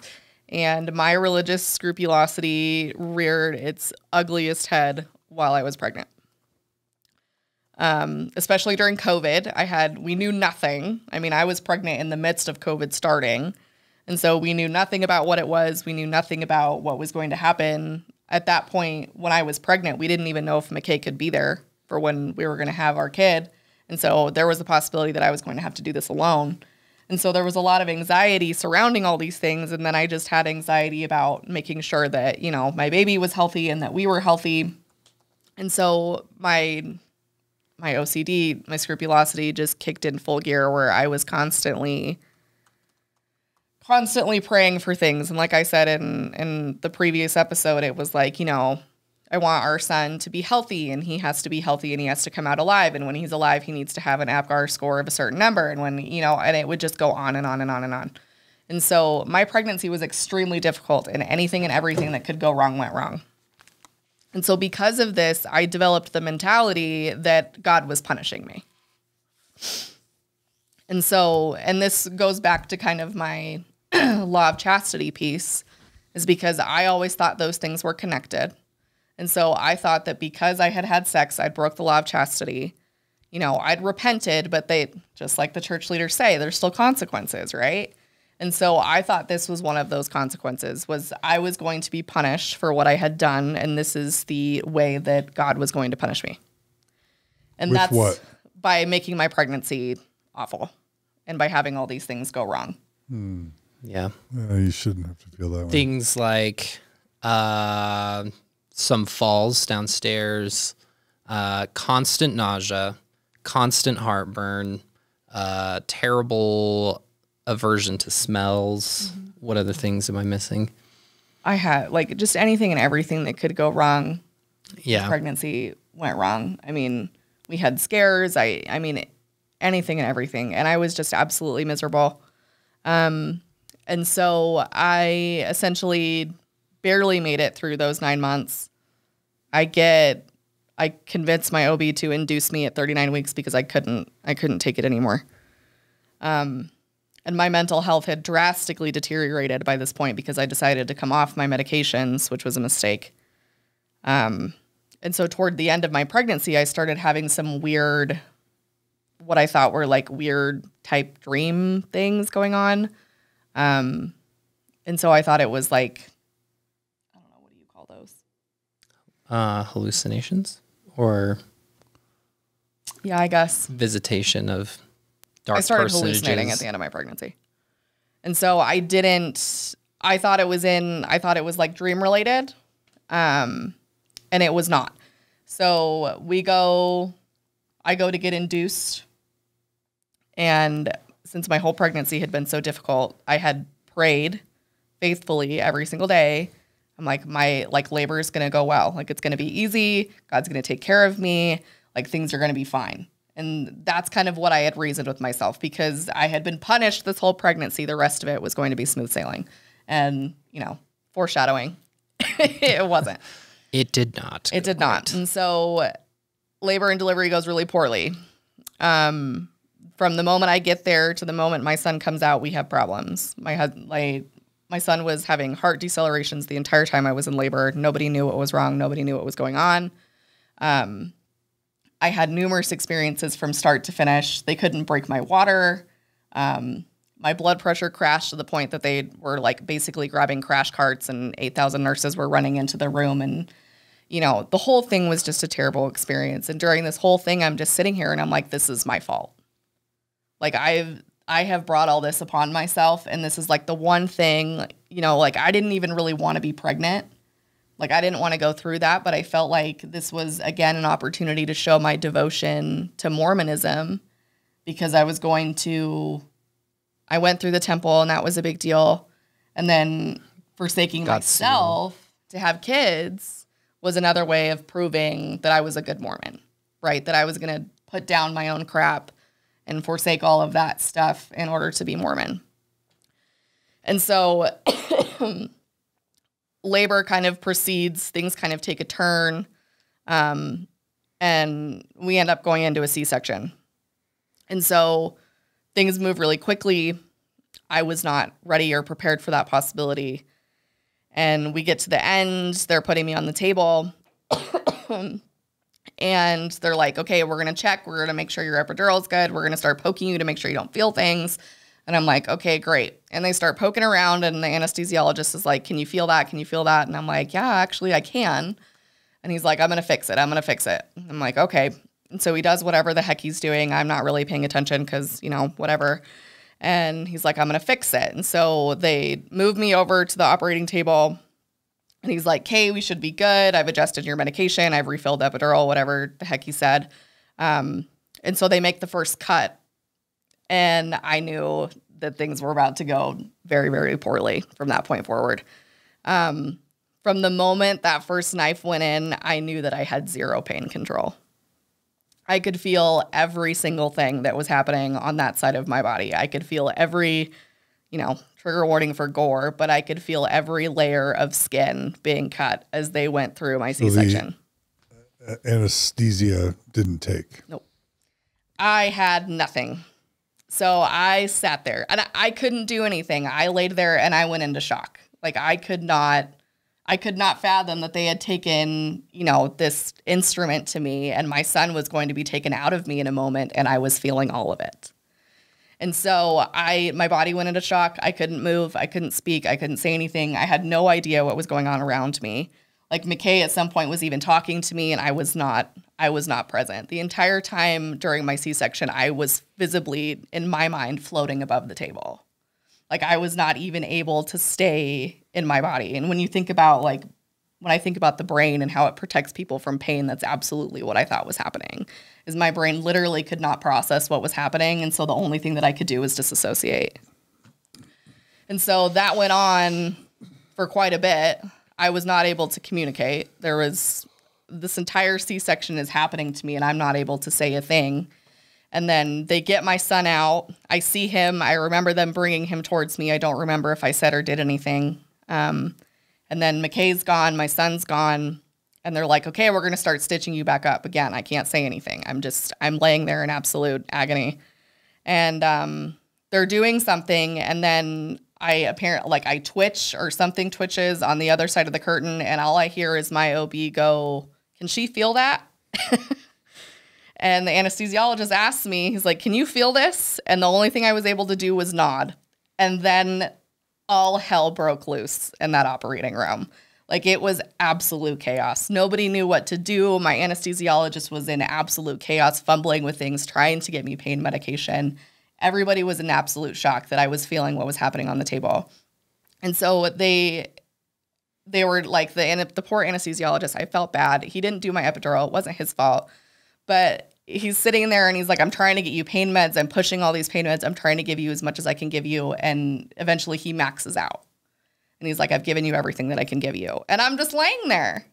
And I'm like, I'm in this perfect position to be sitting here thinking this is like ultimate God's punishment for me, right? And the whole experience, I feel like for me was just validation that I had personally thought up to this point that this was all my fault, And I didn't, I realize now that these were all things that I took on me that weren't necessary. But I think about the role that Mormonism played in putting all of these things on me. And that's absolutely what it was. Like everything that I took on that I felt like was, God was punishing me, or this was something that I did or I deserved it, or everything kind of centered from I didn't repent correctly. I didn't repent enough. I didn't, something that I identified with Mark Oslin's interview was feeling like I didn't confess enough, right? Like there was something that I missed to the bishop that I should have said that I didn't. And so all of these things are like rolling through my head of this is why all these things are happening to me. And this is kind of I don't know what you'd call it, the manifestation of like all these punishments. So this is like the culmination of everything. And so I sit there the rest of the time and I'd feel everything and they can't get anything under control. And next thing I know, I'm wheeled off to labor and to the recovery room. And the poor anesthesiologist gives me a nerve block and tries to quell the pain that way. And that didn't work either. And so at this point, I thought I was free and clear. Like at this point, I thought I was done. I was like, okay, if I had any like recompense to give, if I had to pay what I was thinking for any of my sins, I was like, that's a pretty big one, right? Talk about atonement. You atoned. Right? Literal. With the shedding of blood, right? Exactly. And so my only goal during that whole experience was to get my son out. Like that was my only, like if I died on that table, that was fine. It was just to get him out. And so he was fine, fortunately. He's great. And I thought I was out of the woods. And so in that moment during my C-section, I feel like I kind of gave up on being Mormon. Like at that point, I kind of realized I was like, this is not, like, I feel like I'm constantly being punished, even though I'm doing all the right things. I'm checking all the boxes and it's still not working. And so I can't do this anymore. And so I didn't know kind of what was going to manifest after that, but I had basically inclined myself that I was going to walk away at that point. I didn't know what he was going to do. This was unbeknownst to me at the time. Yeah, I did not tell him any of this was going on. So we get home, everything gets in order. I've just had this insanely traumatic experience. And everything's just supposed to go on, life goes on, right? Nobody cared, nobody did anything, as, you know, we often see with the medical field and trauma. And so I go home and I'm like, I've consigned myself to being done with the church. I'm like, I'm done with God. I'm not having any of it. Like, I've given up. And so then I start hallucinating. And I didn't know what was going on at the time, but I was absolutely convinced that everybody in my house and everybody around me except McKay was out to kill my son. I was absolutely convinced. It's like postpartum psychosis or something? I had postpartum psychosis. So I thought everybody was out to kill my son. And so I didn't sleep. I was awake 24 hours a day. I was constantly worried he was going to stop breathing, and so I would not sleep ever, which just exacerbates psychotic symptoms, right, when you're not sleeping. And so all of this is happening, and it occurs to me, I'm like, I've fallen into Satan's power, right? Like, I denounced God in this experience, and now I'm hallucinating weird things, which, you know, with everything my mother's taught me is just like completely in line with Satan and the devil and all of those things. And so I'm like, this is because I denounced Mormonism on that table. Like, now God's punishing me again, even though I'm like not thinking that I want to even believe that anymore, but that he's dumped this stuff on me. And now he's fully transferred me over to Satan in the midst of postpartum psychosis. And so that goes on for a while. I was delusional. I hallucinated. Anybody and everybody around me I thought was out to kill me or my son. And so it was a very isolating experience because I really thought I was on my own, and I really thought I was under Satan's power. And so I get put back on medication. I start going to therapy. I get help. I'm able to come out of that period. I get diagnosed with PTSD after my C-section experience. And we walk out of all of that, and I did not think I could go back. I was pretty convinced that that was the end of the road for me. I don't know where you sat after. And just to be clear, sometimes people decide they're going to stop going to the church because they decide it's not true. Other times they decide they're not going to go back because it's just making them miserable, but they still believe it's true. Yeah. They're just intentionally becoming Jack Mormons, or it's just like, I don't care if I go to hell. It's making me want to die. Right. But they still believe it. Where were you? I think that's where I was I had just fallen under Satan's power, right? So I was very concerned that the actions that I had taken already had a consequence. Like I had already, like, the church had already reaffirmed for me that, you know, this stuff is real. Like, this is real, and you just announced it, and now you're in trouble. And so I wanted badly to believe it. I wanted to think that those things were good, and that eventually I was going to see, like, the positive things that eventually come out of the church. But I was like, I haven't seen it.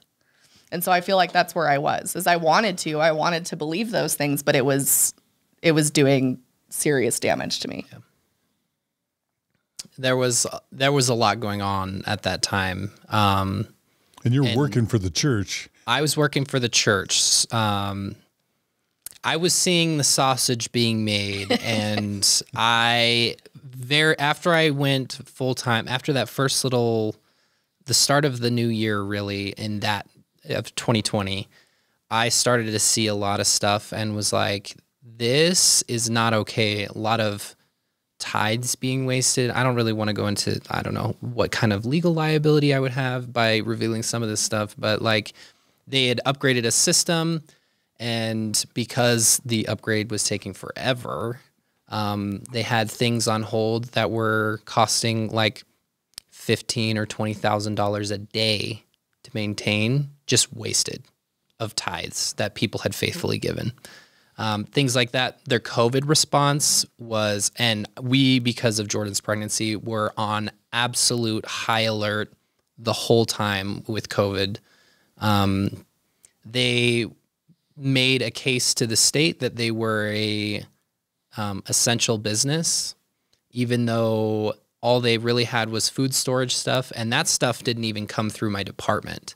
At that time, people were just panic buying food storage materials of dried foods and wheat and stuff like that, where they would receive shipments of it on pallets, and they would just take it off, load it off the trucks, and load it onto other trucks after they stuck shipping labels on it.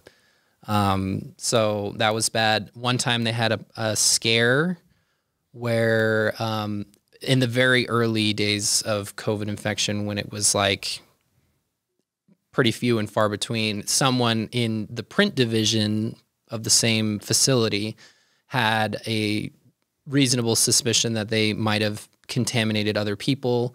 They shut the print division down. That they kept our division up because they were technically separate buildings. And I felt really shortchanged because that whole week leading up to it, I'd gone to the cafeteria, which was on the print division side of the house, and where print division people also ate lunch with us. So I was like, what the hell? You're going to shut them down and say that there's no crossover, but a lot of us go and eat lunch over there. I don't know how there couldn't be any crossover. But you just shut up and you kept working like we all did. Eventually I was pretty jaded. On work or lunch breaks, I'd tried coffee before, and I was like, you know what sounds really good is some coffee or whatever. So on my lunch break, as soon as the hour hit, I'd run and clock out, run out to my car, run to the Maverick on the corner, get a little coffee as quickly as I could so none of my coworkers would see me, and then just like guzzle it down before. It was nice coffee, so I never burned myself, but guzzle it down before I'd go back in to work again.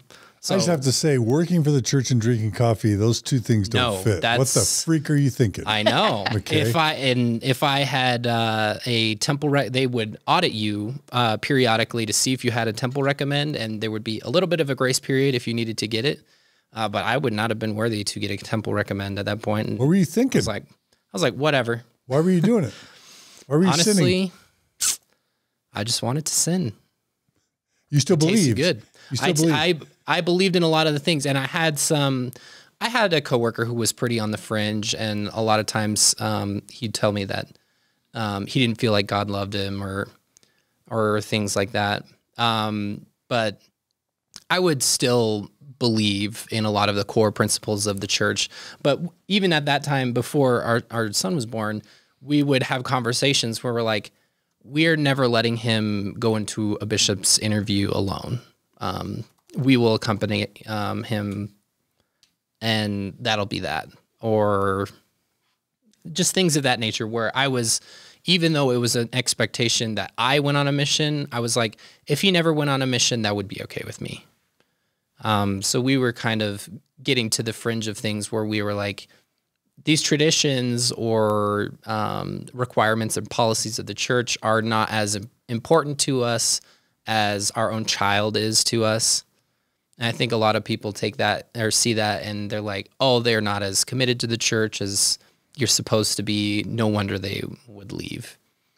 So those things were happening. I ended up, because Jordan's mental state was extreme, I ended up quitting working for the church. At the time, she also had an online business that she had started up, and I was like, she can do that to keep her busy, and it will give us, we had enough money saved up that it was going to be okay for a while until she could get back on her feet. But it was more important for her mental health that I be at home, because while I was gone, she was just watching the clock, waiting for me to come home, because nobody else could have our child. sleep schedule was absolutely out of whack because she could never sleep, but I had to go work. So quitting just seemed like the best thing to do. And honestly, it was the best thing to do because given a few more months, I would definitely not be able to rationalize working for the church anymore. We weren't attending in-person church, even though there was, sometimes they would allow it. It was, I think, when they were starting to first kind of like, oh, we're going to have like A, B, and C congregations, and you guys will just trade off Sundays and going and receiving the sacrament and things like that. But with a newborn baby and Jordan being in full-blown postpartum psychosis, it was not even on the back burner, honestly. That also brings up the point that it was still an expectation that we were going to bless the baby and give him a name in the church, because that's what you do. For those who are not aware, when a baby is born, you're supposed to bless them, give them a name, and then they go on the rolls of the church and they're documented as your child and in the year-end numbers for births that happen in the church. And it's one of those Mormon rituals like baptism. Yeah.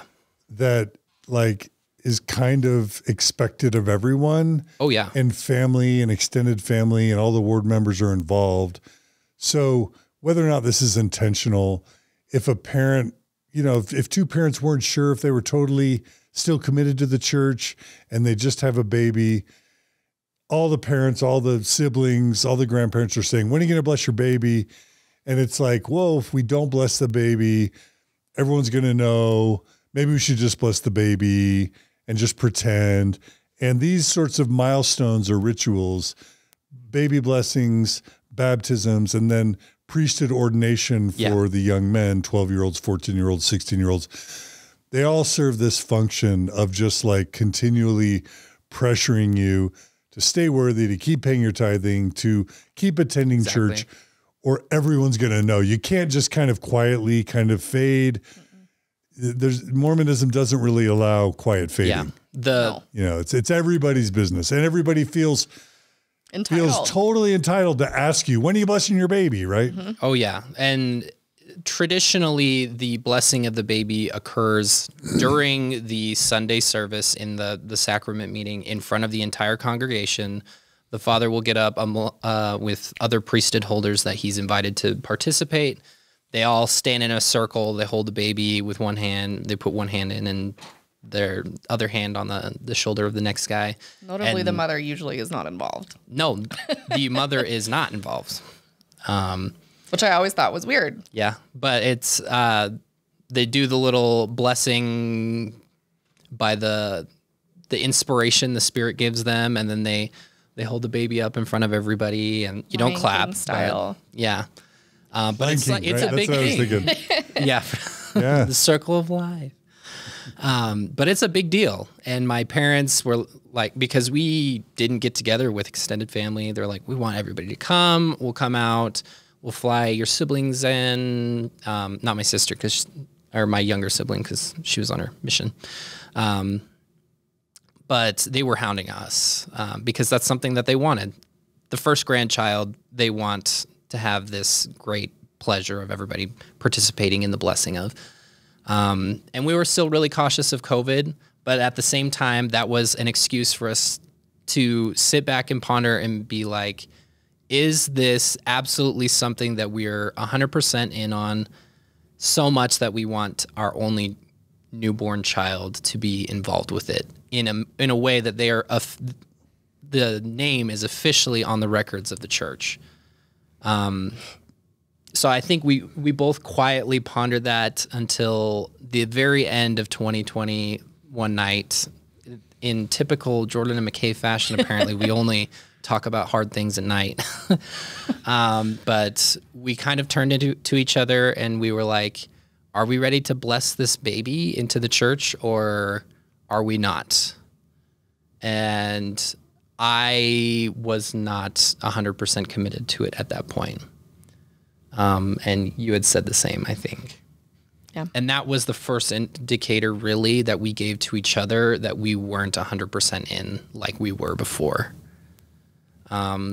So we kind of proceeded with caution from then on out in, do we bless the baby?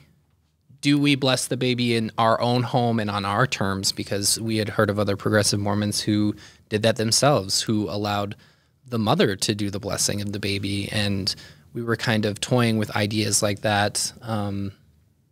Did I miss anything? No, I think the biggest thing was we knew we needed to figure it out, and we were on a timeline. Yeah. Because there was only so much time that was going to be allotted before family members were like, come on, like, when is it going to happen? Bless we the need kid, a date. let's go. Like, let's figure it out. And so we knew we were on a timeline. And so I started delving more into faith journey meetups, into that group. I started reading more things. I ventured into the ex-Mormon subreddit more often. And I had heard about ex-Mormon TikTok from faith journey meetups. And I told McKay about it. And I was like, maybe this is something that we should look into. What? Ex-Mormon TikTok. Like to following it. Yep. Why would you Seeing be what's interested in up. that? We didn't really know where to turn to know about things. I think up until that point, it's a funny story because literally the day that it happened, because I was pretty anti TikTok. Oh, it's just another app. I don't want to download it. But Jordan had decided that she wanted to get a small tattoo. I was like, awesome, let's do it. On our way down, Doesn't it sound very Gen Z? It's starting to sound very Gen Z. It's like, I know, right? get a tattoo. Get a tattoo. Follow TikTok. Fine line tattoo. Yep. So we're on our way down to Provo to get it, and I turned to Jordan, and it was the first realization. I was like, what if we weren't allowed to go to my sister's wedding because we weren't members of the church anymore? And that was kind of all I said that day. As soon as we get home that night, Jordan was like, let's just download TikTok and see what this is about. And that was like the nail in the coffin, honestly. Love to hear it. No, just kidding. Yeah. I mean, we downloaded it. I remember seeing videos from ex-Mormon Mindy on there, from ex-Molex, and just seeing a bunch. We were probably scrolling on just the hashtag ex-Mormon for like 3 or 4 hours that night. Mm-hmm. We were just going through people talking about the CES letter, and I had heard of the CES letter about up until that point, but I had never given any consideration into reading it or anything like that. People talking about Mormon Stories podcast and things like that. It's kind of fascinating, like Gen Zers or even people, and this is one of the reasons why I decided to invest in TikTok. I was realizing that like the church had made everyone scared of podcasts. The church had made everyone scared of the CES letter. Mm-hmm. And there's different grades of quality of information, right? Like the highest grade would be like real historical books, like Michael Quinn or Fawn Brody. Mm-hmm. And like, well, no one can do that. And so then there's like, okay, well, there's like the gospel topics essays or like podcasts or the CS letter. And the church had made it be like, well, no one can look at that. Anti-Mormon. And so like, that's all anti-Mormon. And so like literally there's this bizarro world. And TikTok's amazing, but like if you had to kind of rate the quality of information, kind of the peer-reviewed academic level scholarship, TikTok's it's probably the lowest quality on average sort of source for gaining information. Yeah. And so the church had made it so it's like you're not going to go to more reliable or accurate sources. Yep. It's like all we could do is go to TikTok. That's where we're going to go. Yeah. And people making little skits and things like that. But I think more effective is the personal, and despite the fact that they're anecdotal experiences, I mean, a lot of them add up. You can see a lot of similarities across a lot of different stories in such a short amount of time. And that's really affected us, I think, in that aspect. Here's the spectrum, I think, with TikTok is, especially when you think about Mormons and ex-Mormons, I think the church puts it in such black and white terms sometimes, especially when you're Mormon and you hear about ex-Mormons and you're like, oh my God, they're these terrible people. And I think what TikTok does is it kind of bridges the gap, because a lot of people on TikTok aren't necessarily ex-Mormon. They're questioning, they're in, they're out, they're physically in, they're mentally out, they're trying to figure it out. And it brings kind of humanity to the spectrum, because it's like you're seeing people at all stages, and you're seeing people like with compassion, with humanity. It's not all these people that are out here to just talk crap on the church, and that's just our goal. It's just that we're all in this experience. We do that a lot, though, too. We do.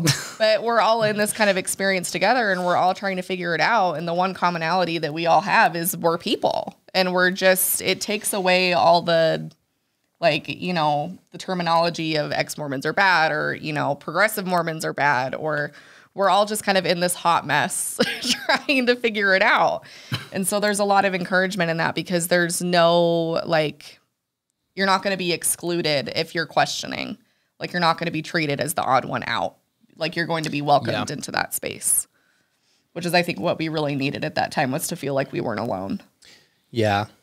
So that night we were like, oh, this is something we need to look into. And then the next night we were like, let's give the CES letter a look. We were only just going to look at a few pieces. I can't even remember what we were interested in looking at. We were just going to look at like one or two things. Yeah, because we looked at the table of contents and we're like, okay, what are we going to look into? And then we ended up reading the whole thing in one sitting. We spent like 3 or 4 hours. It started out as curiosity, turning to outrage, just turning into full-blown rage at some of the things. Are you a commercial for the CES letter? I know. Buy the CES letter. You So can get it on take us through. That's a great description of it. Get yours today. Well, we like to slow down and actually talk about this, because one of the most unbelievable things about the Mormon experience, and something that really is one of the main reasons why we sometimes refer to the church as cult-like or culty or cultish, or as a high-demand religion with undue influence, is that people get to full adulthood, serving 2-year full-time missions for the church, giving 2 or 3 decades of their life, or sometimes 3 or 4 or 5 decades to their life, without learning many of the most basic and or crucial pieces of information about the church. Yeah. So you're a returned missionary, you're 20-something, you're grown-ass adults, and for the first time in your adult lives, married with kid, you start reading the CES letter. What were the main things you discovered, and why were they shocking or troubling to you? I'll let Jordan give her answer first. The first thing that was just outright frustrating to me was the similarities. Like, when you read the CES letter and you look, because Jeremy does such a beautiful job of outlining how similar the two things are when he's comparing things that, you know, that Joseph Smith might have taken inspiration from, and then things that are in the Book of Mormon and how closely aligned some of them are. It just was like, you really can't, especially like when we were talking about, we did a video recently about the endowment and the script and the ceremony and the penalties and all of those things. And like, when you look at that in context with Freemasonry and the Mason ceremonies and, you know, the handshakes and all those things, I'm like, you can't not put 2 and 2 together here to think that there might be some kind of correlation, especially when you start going through the history of, well, Joseph Smith was a Mason and he went through this ceremony 2 months before he wrote the endowment. And you just start kind of putting pieces together. And then all the things with polygamy. Polygamy had always bothered me in the past, but I never bothered to delve into it because I kind of figured what I would find wouldn't be faith affirming.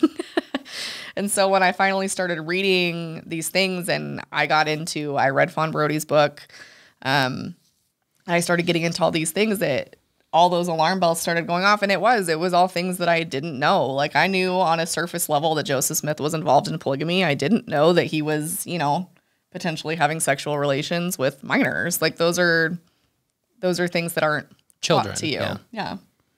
I wonder if it occurred to you to think about all the sexual shame both of you endured in your Mormon experience, only to find out the founder of Mormonism had actually literally been a sexual predator.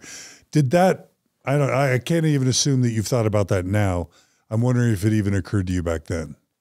It definitely did not occur to me at the time. Didn't?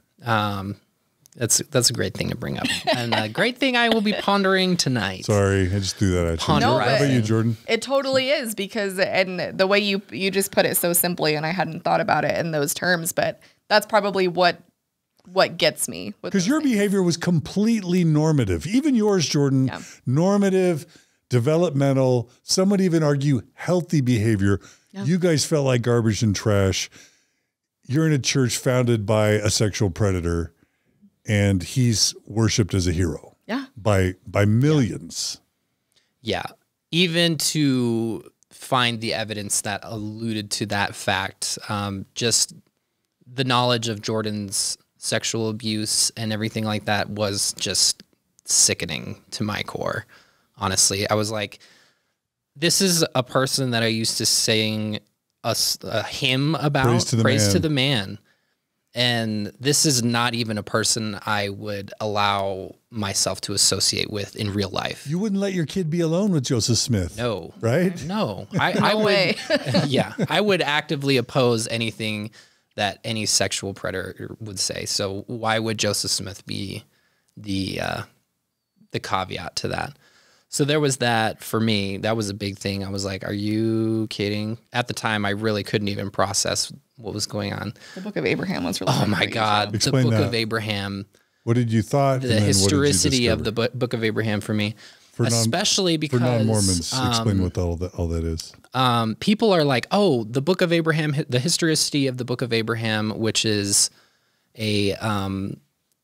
another revelation that Joseph Smith brought forth, as it says in the scripture, by translating a papyrus that was found from ancient Egypt that was written by the hand of Abraham, which was further revelation, a lot about the descendants, or it includes the skin of blackness curse of the people of Ham, or the origination of people that are black in the world. And anyway, I'm getting too far into that, but my Doctrine and Covenants was my sophomore year of high school, and they do discuss like the historicity of the Book of Abraham, even in the manual that they were teaching me out of. But one, I was a high schooler going to early morning seminary, which was at 6 a.m. before I went to school. At 7:15 was when class started. And two, I also had a absolutely horrendous seminary class. So a lot of times my seminary teacher was crying because we were all a bunch of little a-holes to her. So but sorry, you digress. Sister E. Yeah. But this was not stuff that I had learned about. The polygamy aspect I didn't learn about because that was that same year. I went on my mission not knowing that Joseph Smith was that had more than Emma as his wife. I was adamant that he didn't. So I didn't learn this stuff. And when it came to the Book of Abraham and the way that apologetics just explain it, it's like spitting in the face of anybody who has a brain. So supposedly Joseph Smith buys these Egyptian papyrus. Yep. And by the gift and power of God translates them into the Book of Abraham, which, you know, by his own words, you know, the papyrus should have been Abraham's own words written with his hand. Yeah. That's what it says. Correlating to what his introduction translation allegedly ended up being, you discover in the CES Letter. That is not the case. Yeah. The scroll had been lost and found, and modern Egyptologists say that there's no way that this could have been penned by Abraham because it was just a common funerary scroll. It wasn't even unique. A lot of there's little, what do they call them? Diagrams, or there's hieroglyphic, what do they refer to them as in the little circle thing? Yeah, the facsimiles? The facsimiles, yeah. So they had these little facsimiles, which were missing bits when Joseph got them, and he just filled them in. They have complete versions of these where you can tell that he just straight up made it up where the missing bits were. There's no reference to the name of Abraham on those scrolls. Anywhere. The name Abraham, the word Abraham doesn't even appear anywhere in the scrolls. Yeah. And they were written like at least 1,000 years after the time that allegedly Abraham would have lived. And we're not even sure Abraham ever actually existed in the first place, which is another problem. So I was like, and oh, by the way, all this is in the church's Book of Abraham Gospel Topics essay, which we'll include in our show notes. So none of this stuff is anti-Mormon drivel. This is all stuff the church now admits. Yeah. And I was blown away. I was like, how can it's not even changed in the text that it is like they could just add allegedly and maybe it would appease me a little bit. But going into the apologetics of it with the catalyst theory, like Joseph Smith needed this text or this piece of history to be inspired by the Spirit to reveal the actual text of the book of April. I could not believe that people thought that way. Like Occam's razor in my my early CES letter delving into church history, looking at era was my best friend. I was like, is it more likely that he needed this artifact to be able to receive revelation and to be able to write this scripture for God, or is it more likely that he just made it up?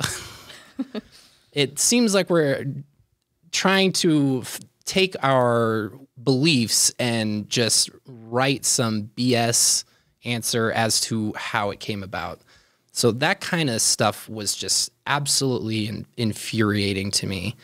There was other aspects of the polygamy situation where allegedly there were people who didn't want to get married to Joseph Smith who were menaced with an angel with a flaming sword.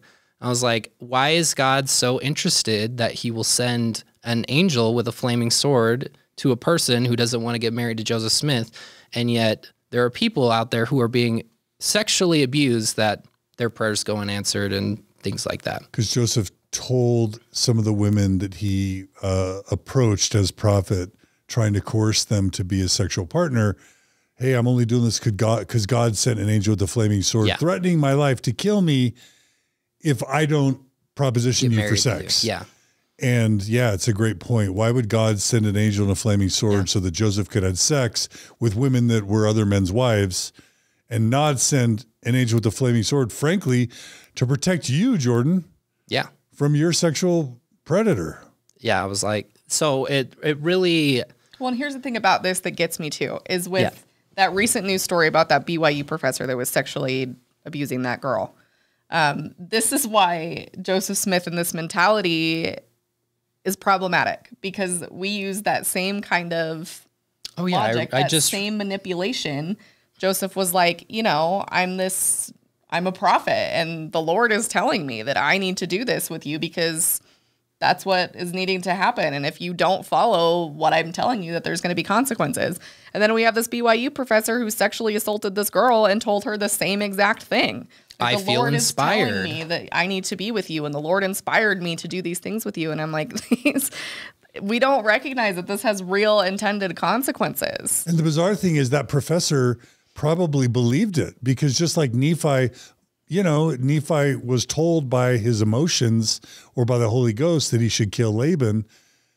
Why wouldn't, if polygamy is enshrined in Doctrine and Covenants section 132, which it is, it's still Mormon doctrine. Yep. Polygamy is still Mormon doctrine in Mormon scripture today. It's not too far-fetched if this seminary teacher or this BYU professor is worshiping Joseph Smith as the man most righteous next to Jesus, which is also Mormon teachings. Yep. Yeah. And polygamy is Mormon scripture, and Joseph Smith got revelation that he should practice polygamy. And this is so many people in the modern era. Why wouldn't a Mormon man these days who feels sexual attraction to some teenage girl all of a sudden feel like they're receiving a witness? It's really their hormones, but feel like they're receiving a witness from the Holy Ghost that they're supposed to take on an extra concubine or wife. Exactly. There's all that justification and precedent for repeated sexual predation, which is the history of sort of sexual predation within Utah male Mormonism. So it's all right there. And something I had just realized is in the Book of Mormon, they justify Nephi killing Laban and lopping off his head, which is pretty brutal.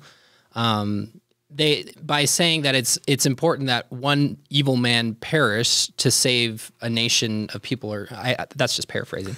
But how could that one not man be perish than a nation dwindle in unbelief? In unbelief, yeah. How could that not be extrapolated to other serious crimes? Like, it's better that one person gets sexually abused so that she can be pregnant with my child who's, I mean, the delusion it has no bounds in a lot of cases. So enabling ideas like that is just dangerous. So we read the whole thing that night, and we stood up after reading that, and we looked at each other and we said, okay, we're done. Done. Never going back. That's it. And what was the year and month? Do you remember? Let's see. That would have been February 2021. February 2021. Yeah. Last year. Yep. About a year ago, basically. About a year ago. Yeah. Basically, yeah. I think the next day we were kind of inspired by what are their names? Kyle and Nisha. Kyle and Nisha. What was that? Okay, so you're naming now TikTokers. Yay. TikTokers, yeah. Inspired by Kyle. Talk about really quickly, because now's where we start probably the seeds of your own involvement in ex-Mormon TikTok and then YouTube. It probably starts. Talk about how TikTok influenced you. I know you've talked about it a little bit in terms of like gathering information. Yeah. But let's spend some time talking about how TikTok integrates, influences questioning Mormons and Mormons who are starting to leave the church, because it's probably having a massive influence. We probably don't even fully understand in 2022 what the real impact of TikTok is going to be for the church, because just Mormon Stories podcast, thanks to Kara and all the interviewees, has over 120,000 followers after only 7 months. Yeah, and I just want to also add, I loved that Jordan was talking about the second anointing really like being the big shelf item that she had. And I have found anytime I've uploaded anything about the second anointing, that is the one that makes Mormons the most angry, the most questioning of like, I've never heard of this.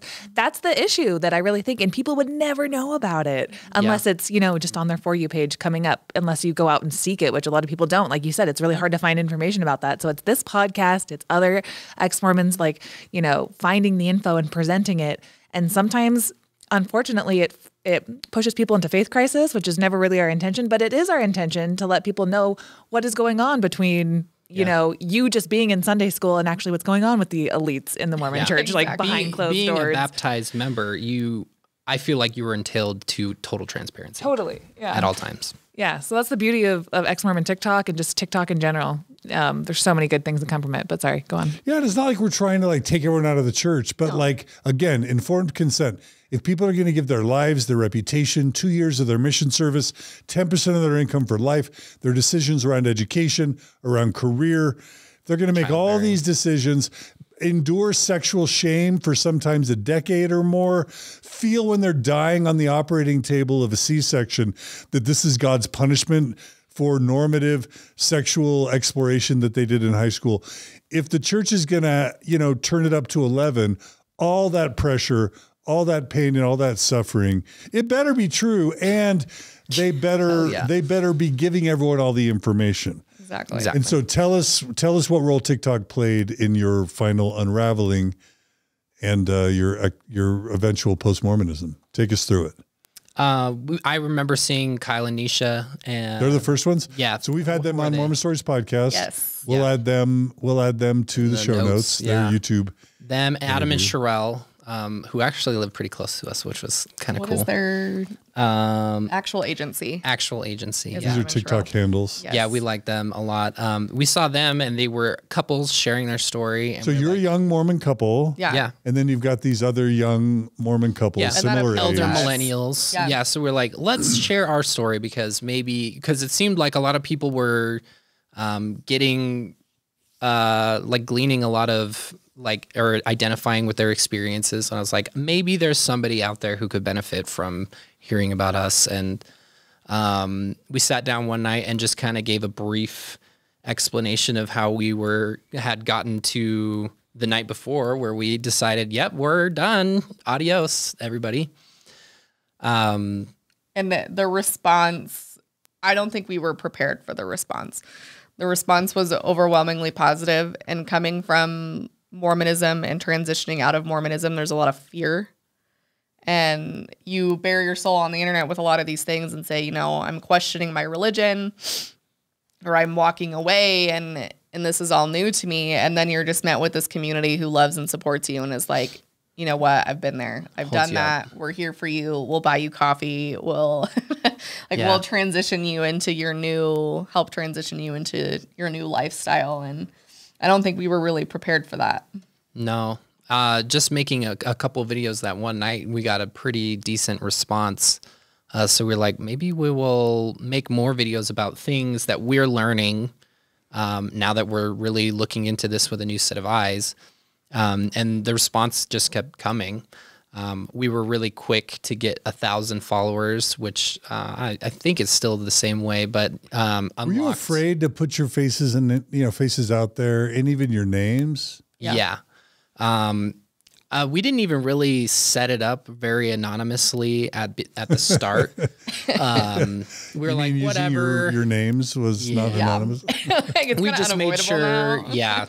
Initially, we were like, let's go through and find as many of my family members that might stumble upon us and block them off. So that's what we did first. We went through our contact list and blocked every single one of them who was on TikTok. Yeah, there was a lot of prepreparation that went into it. Because we hadn't told any family members yet. So if they were to encounter any of that, we were going to be screwed. And never get drunk and let your fingers slip and do the sync contacts. Yep. Never do that. Exactly. Yeah. So we got to 1,000 followers, which on TikTok opens the door to allow you to live stream. I have to ask you one question. Sorry. Go ahead. Lots of people lose their faith, but don't feel like they want to come out publicly. Yeah. Number one, because they're going to face opposition. Sometimes, being cut out of wills, sometimes being cut out of family relationships. I won't let you be around my, cutting you out of inheritance, cutting you out of family discussions, not letting you be around their children or their grandchildren. Like, there are huge potential social costs for speaking up. So a lot of people who lose their faith, number one, will just stay in the church, but just become what's called a PMO, physically in, mentally out, because they don't want to face the potential consequences of leaving. So that's one stage of dealing with a faith crisis. Yeah. For those who have privilege and or a little more courage or ability, the next phase would be quietly leaving, but doing it quietly. Yeah, right? Which is what we were able to do. And then the next stage which is the most bold or the most privileged, whatever you want to call it, is actually being outspoken. What made you guys choose the most bold, the most risky, let's say just the most dangerous of those options? Honestly, I feel like a big motivator was the outrage of things that we didn't know, that we wanted to make sure that other people knew it was okay that they felt that way. The sexual shame thing was a big one for me. Yeah. It was like the purity culture, all of these things were handing down to boys and to young women, and it's damaging. I mean, this stuff stays with you for people up to decades of their lives, that they're spending this much time and effort, and especially with people with religious scrupulosity, when you're literally suffering internally with these things. And it's it doesn't have to be that way. It doesn't have to be like this. And I think that was our whole goal, is to come across as, one, we're normal human beings. We don't have horns and we're not doing Satan's work, despite what people might think. But that, one, it's okay to question. Two, it's okay to leave. And three, it needs to get out there that it's not what people say it is. Yeah. Yeah, it was pretty wild in that aspect. And just learning how privileged that we were to be experiencing a faith crisis at the same time. And knowing that was, for lack of a better term, a huge blessing that a lot of people didn't have. A lot of people fall into a faith crisis and their spouse doesn't, and that's a piece that will break a lot of people's marriages. Can wreck marriages. Yeah. Yeah. So for us to be so still devoted to each other and be able to walk away from the central tenet of our lives for basically for my entire life and for the better part of Jordan's adult life. It was super, I mean, we were super lucky in that aspect. So we wanted to share our story. Once we unlocked live streaming, we would get on and there would just be floods of people who would come by and ask questions, who just wanted to know more, who had never heard about it and just had a Mormon roommate at one point or dated a Mormon in high school. And they were like, what's up with caffeine? Why can Mormons drink Coca-Cola, but they can't have a coffee? And I think the one premise that stood out, I mean, when we first started is we told people, whatever question you have, we'll answer it. Like, you throw us a question about Mormonism, no matter what it is, and we'll tell you the answer. And I think that really appealed to people because, you know, they were like, well, nobody would tell me about this. Well, nobody would tell me there was a connection to Freemasonry. Well, nobody told me that Joseph Smith was a predator. Like, you know, and so we really opened ourselves up and we're like, yeah, we used to think that. Or, yeah, that's absolutely. We used to believe that. And I think that kind of resonated with a lot of people, that we were willing to be vulnerable and honest about it. Yeah. Yeah, that's always kind of been our modem, our MO, really. Is just transparency in anything. And people will throw questions at us and they're like, I don't know if this is inappropriate to ask of you. And in a public sphere like that, like normally it would come off as inappropriate to be like, did you have sex before you were married, or did you fool around before you were married? But for sake of transparency and so people can understand the aspects of Mormonism and how people experience that intense sexual shame and things like that, we will always answer those questions and tell the full story, because we really never had any incentive to lie about anything. There was nothing to gain from that. Well, nobody told us the truth about any of those things anyway. Yeah. No one would give you a straight answer. So we wanted to tell about those quirky things of our stake president telling us not to use tools, because it's a true story. It's things that happen behind closed doors in these kinds of interview. We want to tell people that you wear these crazy outfits and you get new names, and there's tokens and handshakes and signs and penalties in the Mormon temple, just like there are in Masonic rituals. And because, I mean, what better way to do it than condense down information in a 60-second TikTok? Like, information nowadays, you have, 10 seconds to get people's attention before they scroll on. Yeah. So if, not everybody has time to sit down and read Fawn Brody or stuff from the Tanners, Lighthouse Ministries and Utah Lighthouse Ministries, or even the CES Letter, which is way condensed down version of those sources. So, 60-second TikToks is a great way to get information out there and get people in the know about what's going on. All right, let me ask you. I had to answer this question when I was in that seat. John asked me, and you just said that in the name of transparency, and you'll answer the question. So the question that I get a lot, I'm sure you get a lot, is, well, all you're doing is existing just to, tear down the church? What are your intentions? Do you want to tear down the church? What? I know you just mentioned transparency and wanting to get the information out, but is there an aspect of just, are you guys angry ex-Mormons that just are bitter? Absolutely. Yeah. So how do you answer those questions when they come up for you? To borrow a phrase from our friend Jen, a channel called Fundy Fridays, we are overweight, sexually broken losers who are dedicated to people knowing the truth about what it is to be Mormon and things like that. I'll let Jordan add on to that. If that destroys the church, so be it. Yeah, I know. If speaking the truth tears down your organization, that's not my fault. That's always been what our point is. And speaking out about injustice and oppression. And that's important. And that's part of what happens in the church. I mean, it's a weak sauce church. If the all powerful creator has his plan built with his power and omniscience, thwarted by two Gen Zers with the TikTok account. That's weird. A little app that people are scared to download because it's from China or whatever. No, that is weird. You got $1 trillion in the bank and you're taken down by the Chinese app. And I think that's one of the best things about TikTok is the church, especially now, is so, one, into information control, and two, with the rebranding away from Mormonism, is trying to shape things and wrap things into a more enticing and appealing thing that really isn't Mormonism anymore, right? To kind of draw you in. And I think one of the best things about TikTok is they can't control that narrative on TikTok. Right. Like the LDS hashtag, the Mormon hashtag are completely out from under them. They have no control over those things. Yeah, because on Google, you can pay for those ad spaces that are right at the top of the results page. But on a hashtag, it's fair game. If only the church had a prophet, seer, and revelator to foresee the coming of TikTok and no, they needed to get ahead of the game. Right. They need to prepare. It's so funny because they're always like, oh, we were so ahead of the curve on tobacco, but dang, he did not see TikTok coming out of left field at all.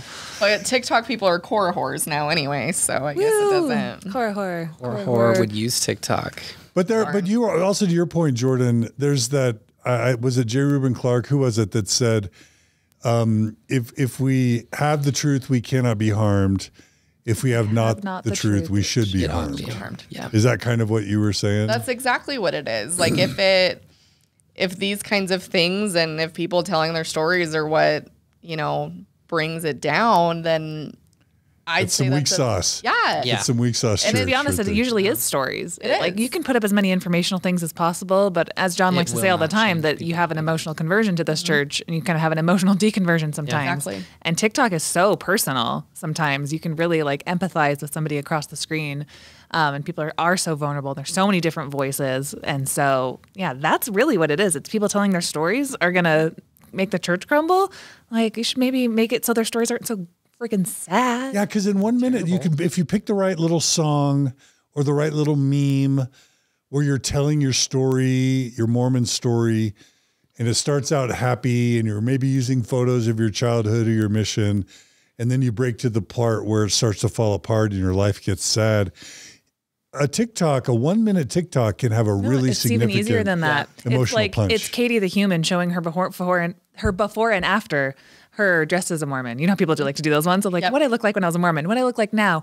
And it's like, I got to go with the hot one. I'm sorry. Sorry. People always do that one.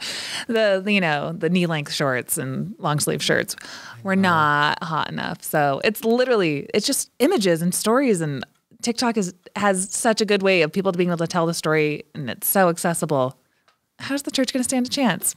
It's my opinion how can they compete? Like if they get on TikTok and encourage and start to create content for TikTok and encourage the members to look at the faith promoting content, the algorithm is going to also pull ex-Mormon content. Exactly. So the church is kind of, it can't win. Just to clarify, a huge difference between YouTube, how it normally would be, is the YouTube algorithm the church could pay to have better spaces there, but it's up to you to what you want to click on. Just to clarify, TikTok plays videos for you and you just see it until you swipe away. So it's just going to continually play something. The church can't keep you in a safe zone with videos just coming at you continually. So if anyone's not on TikTok, I just want to say it's a game changer. It is. Yeah. Well, and they can't compete. I don't know. Is Owl Fox Caraway still on there? I don't know. I told her that I look forward to working with her though. That's the thing though, is I'm like, they're going to try to get Mormon influencers on there. Good luck. It's just not going to work. Good luck. Just not going to work out. The other thing about TikTok is, one video goes viral, it can hit 1 million people in like a day. Yeah. Like I've been YouTubing. We've been YouTubing for 10, 15 years, however many years. We don't have a video that's gone over like 150, 200,000 views in like over 10 years.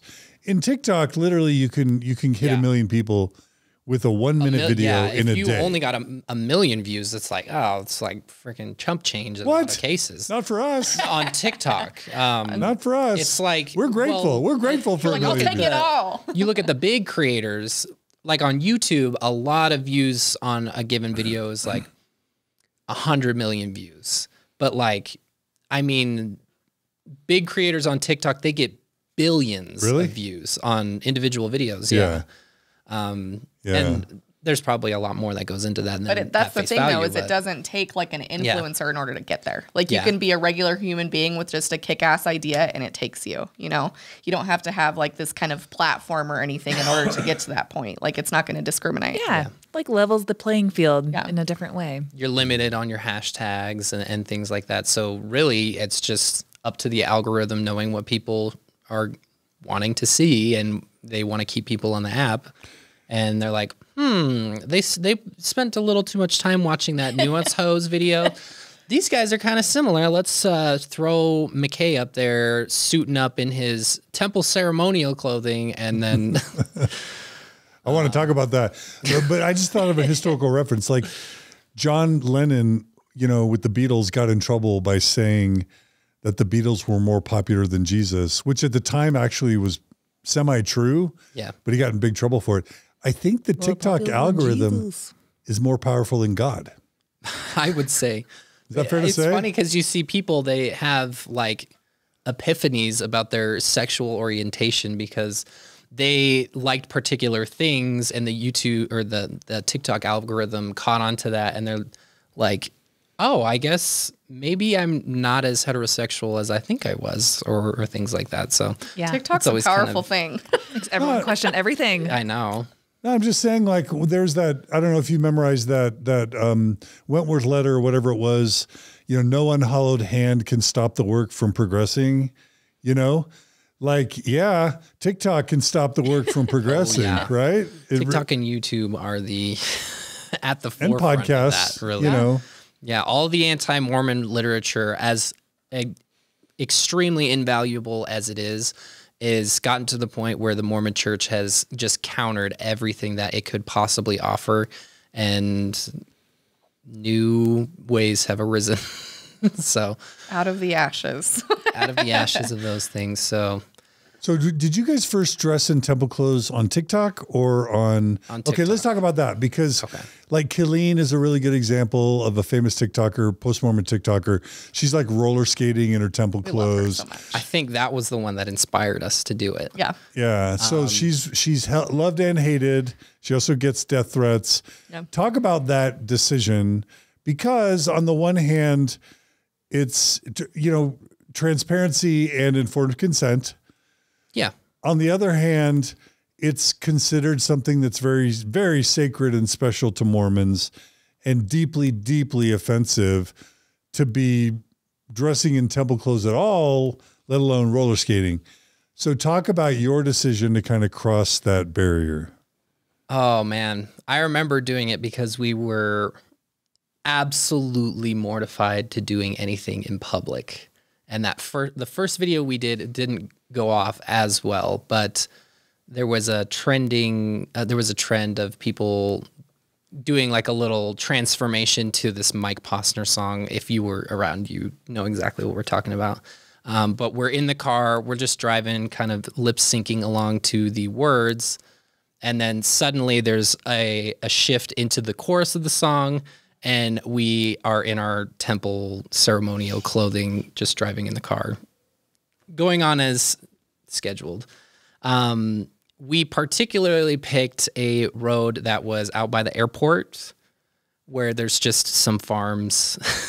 Literally the middle of nowhere. Yeah, and I remember I pulled off to the side of the road in between properties so I could be as far away from any houses that I could be, because the chances of those people being Mormons or members of the church were probably pretty high. Was pretty high.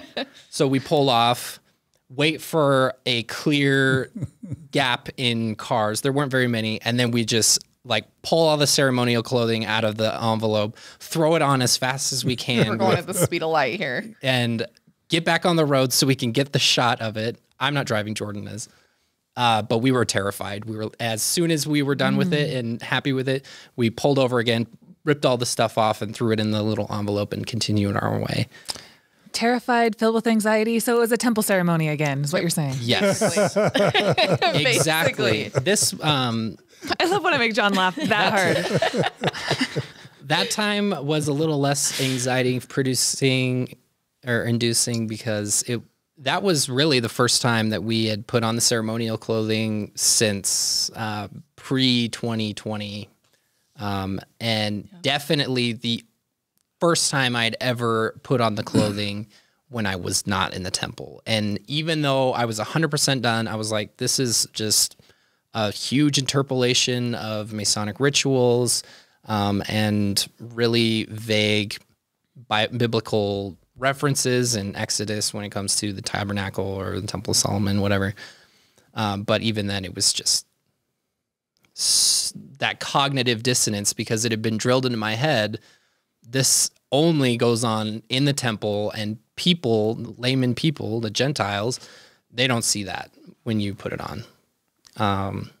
So we were terrified, honestly. But this might be a generational difference because my generation might leave the church, but probably wouldn't talk about the temple publicly. No. And would never, ever consider to be appropriate or constructive to publicly dress in the I mean, Ed Decker did it, and even ex-Mormons hated Ed Decker for like parading outside the temple ceremony in the temple clothes. And it's a generational thing. Yeah. And I don't know if like Zelf on the Shelf, they're kind of more millennials. I don't know how much they Tanner has for his videos, but Sam hasn't. Yeah. So, I mean, that's a generational difference. It seems like Gen Z is more willing to push the edges far. I don't know if that's like South Park's influence or like Big Mouth or, you know, what types of media influences or what would make a Gen Zer way more willing to push envelopes as a post-Mormon than maybe millennials or definitely people in my... Do you have any theories on why you guys are more comfortable doing something like that? I don't know. It's almost like a reclamation for me. Yeah. What do you mean by that? Like reclaiming these clothes. Like anybody who is like, you need to take that off. That's like sacred to us. I'm like, these are just the clothes I got married in. That's all it is to me now.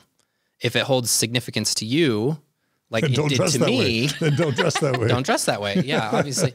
And even funnier is we, on those videos, before we showed anything, would put content warnings for true believing Mormons. Respectful. So they wouldn't have to see that. That's of course, what you call respectful. that didn't matter because they would just go, oh, they're going to wear the clothes. I'm going to type up my hate comment on how faithless they must have been and like whatever. I don't know. I feel like, and this might be the MSW little social worker coming out of me, but I feel like Gen Z is kind of more adamantly looking at systems and systems of oppression and being like, this isn't working anymore. And we need to figure out why it isn't working. And in order to make it work, sometimes we have to tear things down. And I think that plays a role. And they're a little bit more willing to kind of push the envelope in order to send a message and be like, this needs to change. Yeah. What about the argument that like all you're doing is like creating more divisiveness, that even if somebody was on the fence, you know, in Mormonism, now look at the ex-Mormons, they're so disrespectful. They are possessed by Satan if they would do this. Ooh, yeah, fulfilling the stereotypes of angry, disrespectful ex-Mormons. Honestly, I think because there is a spectrum of post-Mormonism. There are people like Mormon Stories podcast that have true believing Mormons or apologists or people on just as much as they have us. Maybe not just as much. I don't know what the mix is really. There are people like us who are, to a lot of people, extremely offensive because we are willing to tear down those systems that we were part of. We are willing to call out purity culture as being harmful to basically everyone, patriarchy as harmful to everyone in a very unapologetic manner. And I feel like it resonates with a lot of people the way that we do it. And it probably doesn't resonate with a lot of people. And that's fine because there's other sources that they can go to and be like, okay, this is a little more palatable for me. You basically just made the point that older generations have a higher tolerance for systems of oppression than younger. No, it's true. I mean, I know. Everybody gets a little bit kind better. of marinating in that a little bit. Like, Yeah. I have more tolerance for that, maybe. Yeah. And it's not your fault. You were just steeped in the system for so long that... I thought it was just I was being classy and respectful. It turns out Where Turns out we're Everyone, disrespectful every as hell. generation has to push the envelope where the older generation thinks that they're just a bunch of like young, know-nothing losers, and our punks. generation's better. So everyone pushes the envelope, and then your kids will push the envelope. My kids will, and we'll be like, no, I would never do that. I graduated in 2007. We were respectable back then. It's fair. Back when I was We a had kid. some class. Well, I appreciate you guys making me look respectful. Okay, I appreciate that. Thank you. Thank you for making Mormon Voldemort. We're redeeming Mormon Voldemort. There Actually, we go. Voldemort is a character in a book series called Harry Potter. It came out before you guys were.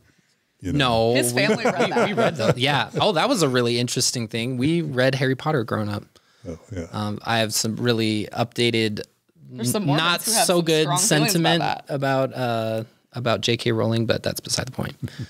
Nonetheless, we started doing those TikTok lives and the longer form live stream. We would stream from like the moment our son went to sleep until like 2 or 3 a.m. sometimes, which was usually a span of like 8 o'clock until 2 or 3. You knew. You're usually up around that time. It's the good old days.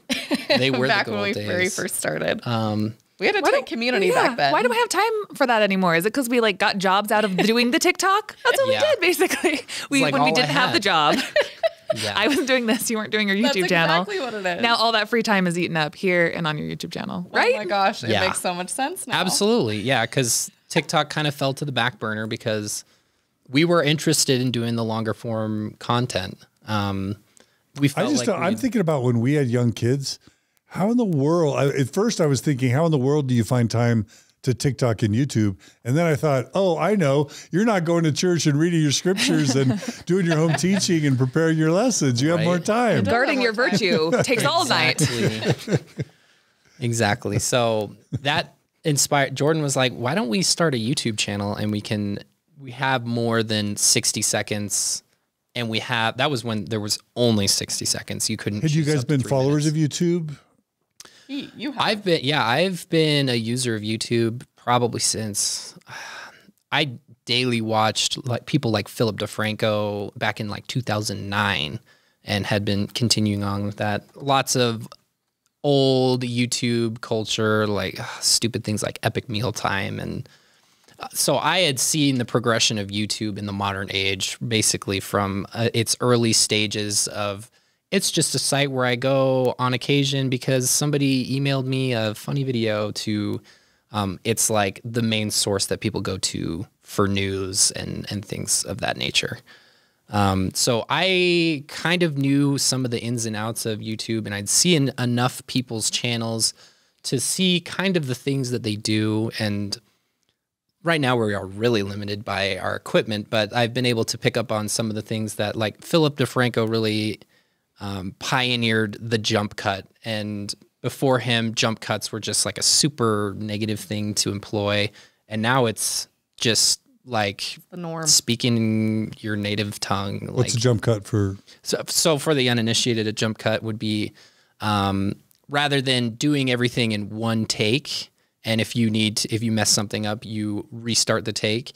You just cut out all the bits that were wrong and just slap them together in one cohesive thing. And a lot of times if you do it right, you can it sounds like one continuous sentence, but the video obviously doesn't reflect that. So you can see that people's heads are in different angles. But it makes them shorter, punchier, more entertaining, right? Oh yeah. And you can do a lot of things like that. So Jordan had mentioned it and I was like, I don't know if we really, cause I was like, if I want to do it, I want to live up to, some of the people who I live up to the jump cut. I know. And I had no videography experience, no audio engineering experience or editing skills.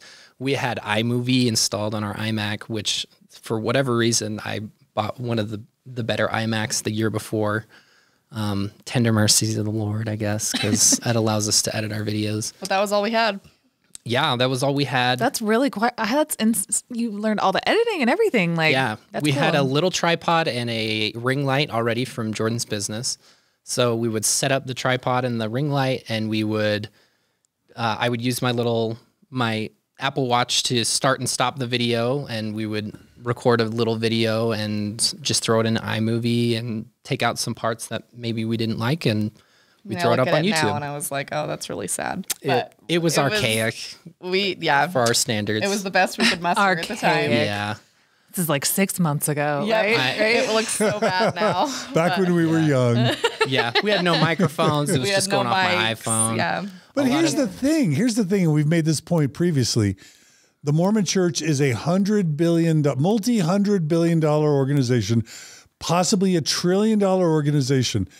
And some newlywed couple, from home with no video experience and minimal equipment can just start a channel and in, the period of a few months, start releasing videos that get hundreds of thousands of views. Yeah. How does the church compete with that? I know. And they have like whole videography and marketing teams behind theirs, and they have to pay to get a lot of the same attention that we just organically get. I'm not trying. That's not. It's kind of a humble brag, but yeah, that's why you can't compete with that. And that's why, to me, I don't think for Gen Z and millennials and others, I don't know how sustainable the church really will be in the future, because if this is what takes it down, I mean, Gen Z and millennials aren't going anywhere. And your audience is probably similar to ours, that there's a lot of never Mormons who just want to understand the church. So that the pool of people you can even convert smaller and smaller. People who have internet access are probably not the ones that missionaries are going to be knocking on the doors of very much longer. Exactly. That's the majority of our audience isn't Mormon, or hasn't ever been Mormon, which is interesting. But it's been, which makes the missionary efforts more and more futile, right? That's what I just said. Yeah. Yeah. Yeah. You got me. Yeah. Are you eating? Yeah, that's why I was talking like this. I gotta call you out. We've been here for 3 hours. I don't have any food in my mouth. I just don't want to spit peanuts over there. So what are from your YouTube channel, at least, where you must be passionate about the subjects that you cover, because sometimes you have to research them, right? And you have to edit them for hours and stuff. So what are the topics that you were most passionate about covering? What are the funnest ones to do that you like talking about that are maybe just more pop culture references? So just talk about some of your favorites from your YouTube channel. I'll let you take over. Okay. Let's see. We started with just kind of funny stuff. Like we started with honor code horror stories. So we got on the Instagram account. I think it's BYU honor code stories. Yeah, right? honor code stories. Yeah, those are There's sobering. a couple different ones. There's some. Oh yeah, there's some stuff in there, man. Aspects. So we took some of our favorites down and just did like a live react reading them. And that. Do you remember any of them, like off the top of your head? Oh, the stories? No. There was one that I remember where it was someone so this roommate got a package from Victoria's Secret, right? Scandalous at BYUI. And so her roommate encountered the package and called the honor code office on her because she had a Victoria's Secret package, because inherently that means that she's breaking the honor code somehow. Oh no. Sexy underwear means sexy actions, I guess. And that has been true in my case. Post-Mormonism, just kidding. But that appeals sexy underwear to people. is quotation with it. They're like, because to the non-Mormon, to the never-Mo, to people who aren't religious, they read things like that, and they're like, who what on the earth hell is doing this? Like, why would they do that? Why do you guys go to BYU? Like, why is this a thing? And so I think those things captivate people. And then we've spent more time, like we started a temple series about what happens in the temple and kind of walking people through it. Because the videos are out there, but if you don't know the ceremonies and you don't know what's going on, it's not going to make any sense to you. And so we walk people through the whole experience as you would if you had never, like if you were a member and you were going through it for the first time. We didn't tell them anything. We didn't tell them what was going to happen. We were like, we're going to throw you into this experience as if you were really a Mormon, and we're going to tell you what they told us so you can have that full experience. Yeah. And so that's what we've been working on, and it's super interesting because you have all these people who are not Mormon who are walking through this experience as if they were, and they're like, what the hell? Nobody told you this? I'm confused. I don't know what's happening. And we're like, yes, so were we. That's the point that we're trying to drive home. Oh, man. I bet that's so validating. It's like, thank you. Yes.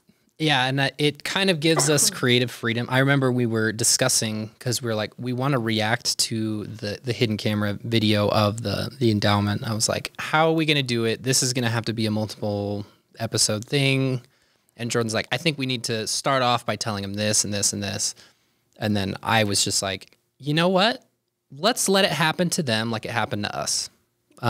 We just went in with some prior knowledge, no preparation, because the preparing to enter the Holy Temple really doesn't give you any idea of what's going to happen. So I was like, let's just run through the reaction to it. We'll give people pointers like we're whispering in their ear as their, what do you call it? The chaperone. The escort. The escort. And we'll just let it happen to them like it happened to us. So it's like a very sacred mystery science theater. Exactly. Yeah. Of anxiety and discomfort. Yes. So. And that's the thing, is I feel like that's the aspect of that experience that people are the most shocked by, as they're walking through this and they're like, wait, so, because it's one thing to watch Mormons supposedly participate in the ceremony, right? But then it's one thing for us to walk you through it and they're like, well, aren't I supposed to understand the significance of this? No, not right now. Do I understand why am I putting this on? We don't know.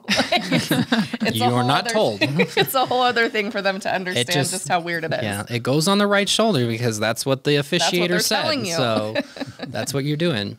And that was even kind of born out of, we were doing, we'll get back to it on our channel, but we were talking about influencers in the wild who are Mormons. A lot of people who maybe family vloggers, right? Family vloggers, and really big Instagram Mormon influencers.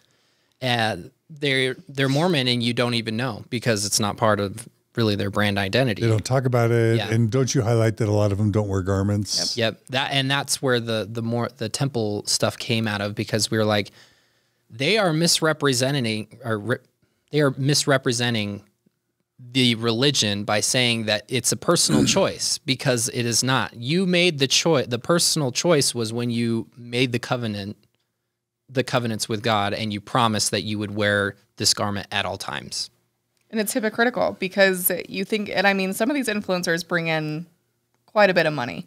And so when you think about the church and when you think about tithing, you start to put two and two together, and it makes sense, because why would they come down on these people who are contributing all this money? Yeah, whether it's the Osmonds or certain rock stars, the church has always had a double standard where wealthy, famous Mormons can drink or can have affairs or cannot wear their garments, and the church lets it slide, either talks to them privately or ignores it or handles it behind the scenes, or just gives them a pass. And the church has been doing this forever. Yeah. But you guys are calling them out on it. Yeah, absolutely. Because, I mean, I can imagine being a bishop and you're like, you see all the tithing receipts. Oh, this family's yearly tithing settlement is like almost or over $1 million. Am I really going to be so scrutinizing on them? Am I going to get a call from the area presidency if suddenly the tithing income was quite a bit? Dropped by a factor of 10. Well, and the part that bothers me about the influencer thing is it makes Mormonism more palatable. And that's how it actually is. That's how they preface these things, is they're like, well, garments is a personal choice, and I don't wear them because, it's something that's, I have chosen not to. And I'm like, that's not what Mormonism is. And you're leading people to believe that things have changed and that Mormons are more progressive now. We're hip, we're cool. Yep. Yeah.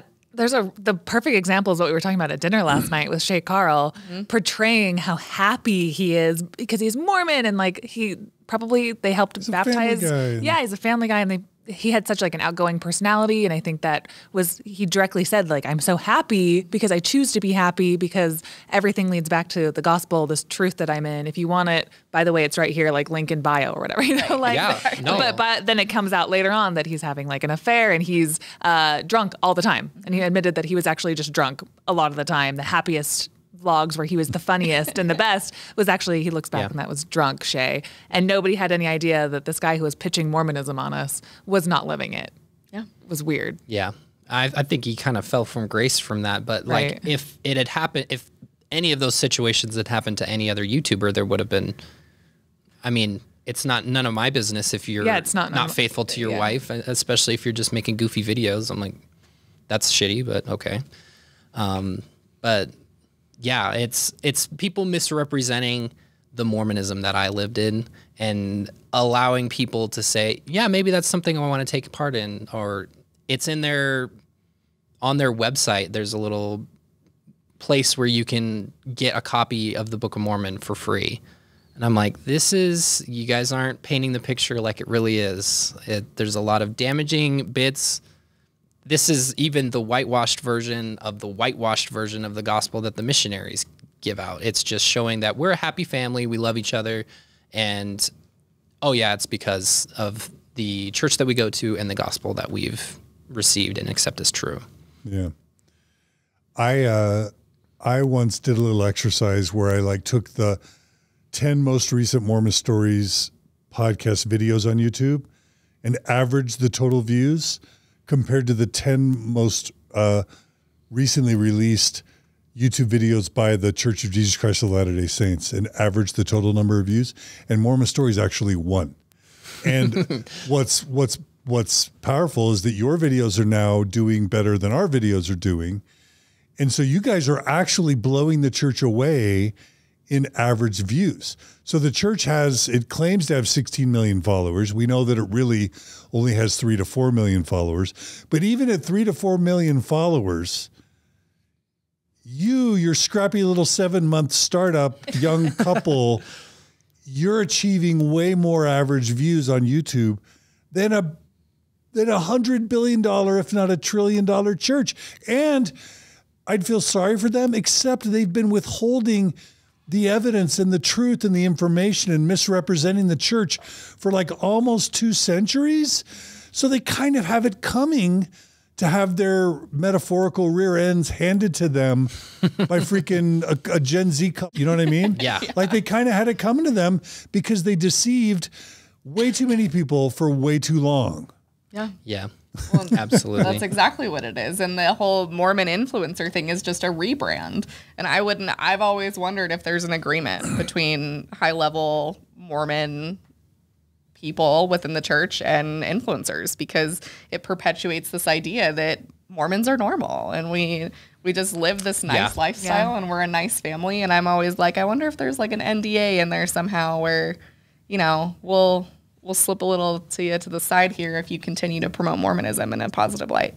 Yeah, definitely wouldn't be out of the realm of possibility. No, the church is on record as pulling together, so over the past decade, pulling in bloggers, pulling in Instagrammers, and Al Fox Caraway, even Chelsea Homer was a part of this early on, bringing them to church headquarters, wining and dining them, cutting financial deals with them, book deals, negotiating with them, book deals with them, saying, you scratch our back, we'll scratch yours. Yeah. That's absolutely what it's misleading, because people outside of Mormonism who follow these people are like, oh, they're getting a totally different look at Mormonism than anybody else would. And for me, the most unethical and strangest, bizarrest part of it all is you look, how many people has the Mormon church excommunicated or threatened with excommunication to the point of them resigning just for speaking the truth about Mormon church history or Mormon church doctrine on Facebook, on Instagram, on TikTok, on Twitter.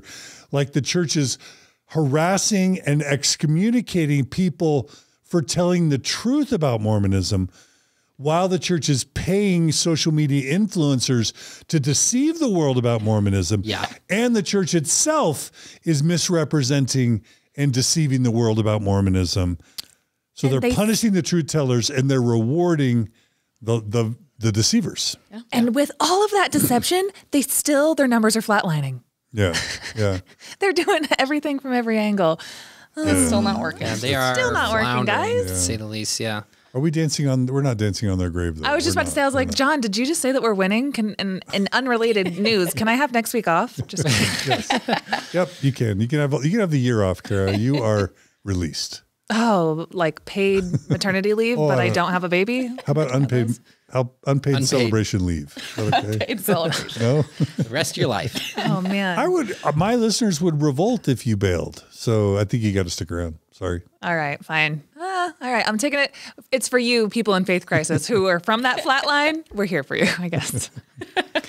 There we go. Yeah, it's been a crazy ride. We had another YouTuber help us out with learning some stuff. He introduced me to editing software. He was like, "Go get a camera. Go get this one." He has some. What software do you use? notes. What editing software? Adobe Premiere Pro. Yeah. It was funny because Jordan already had Adobe the whole package deal. So I was like, Cloud. hell,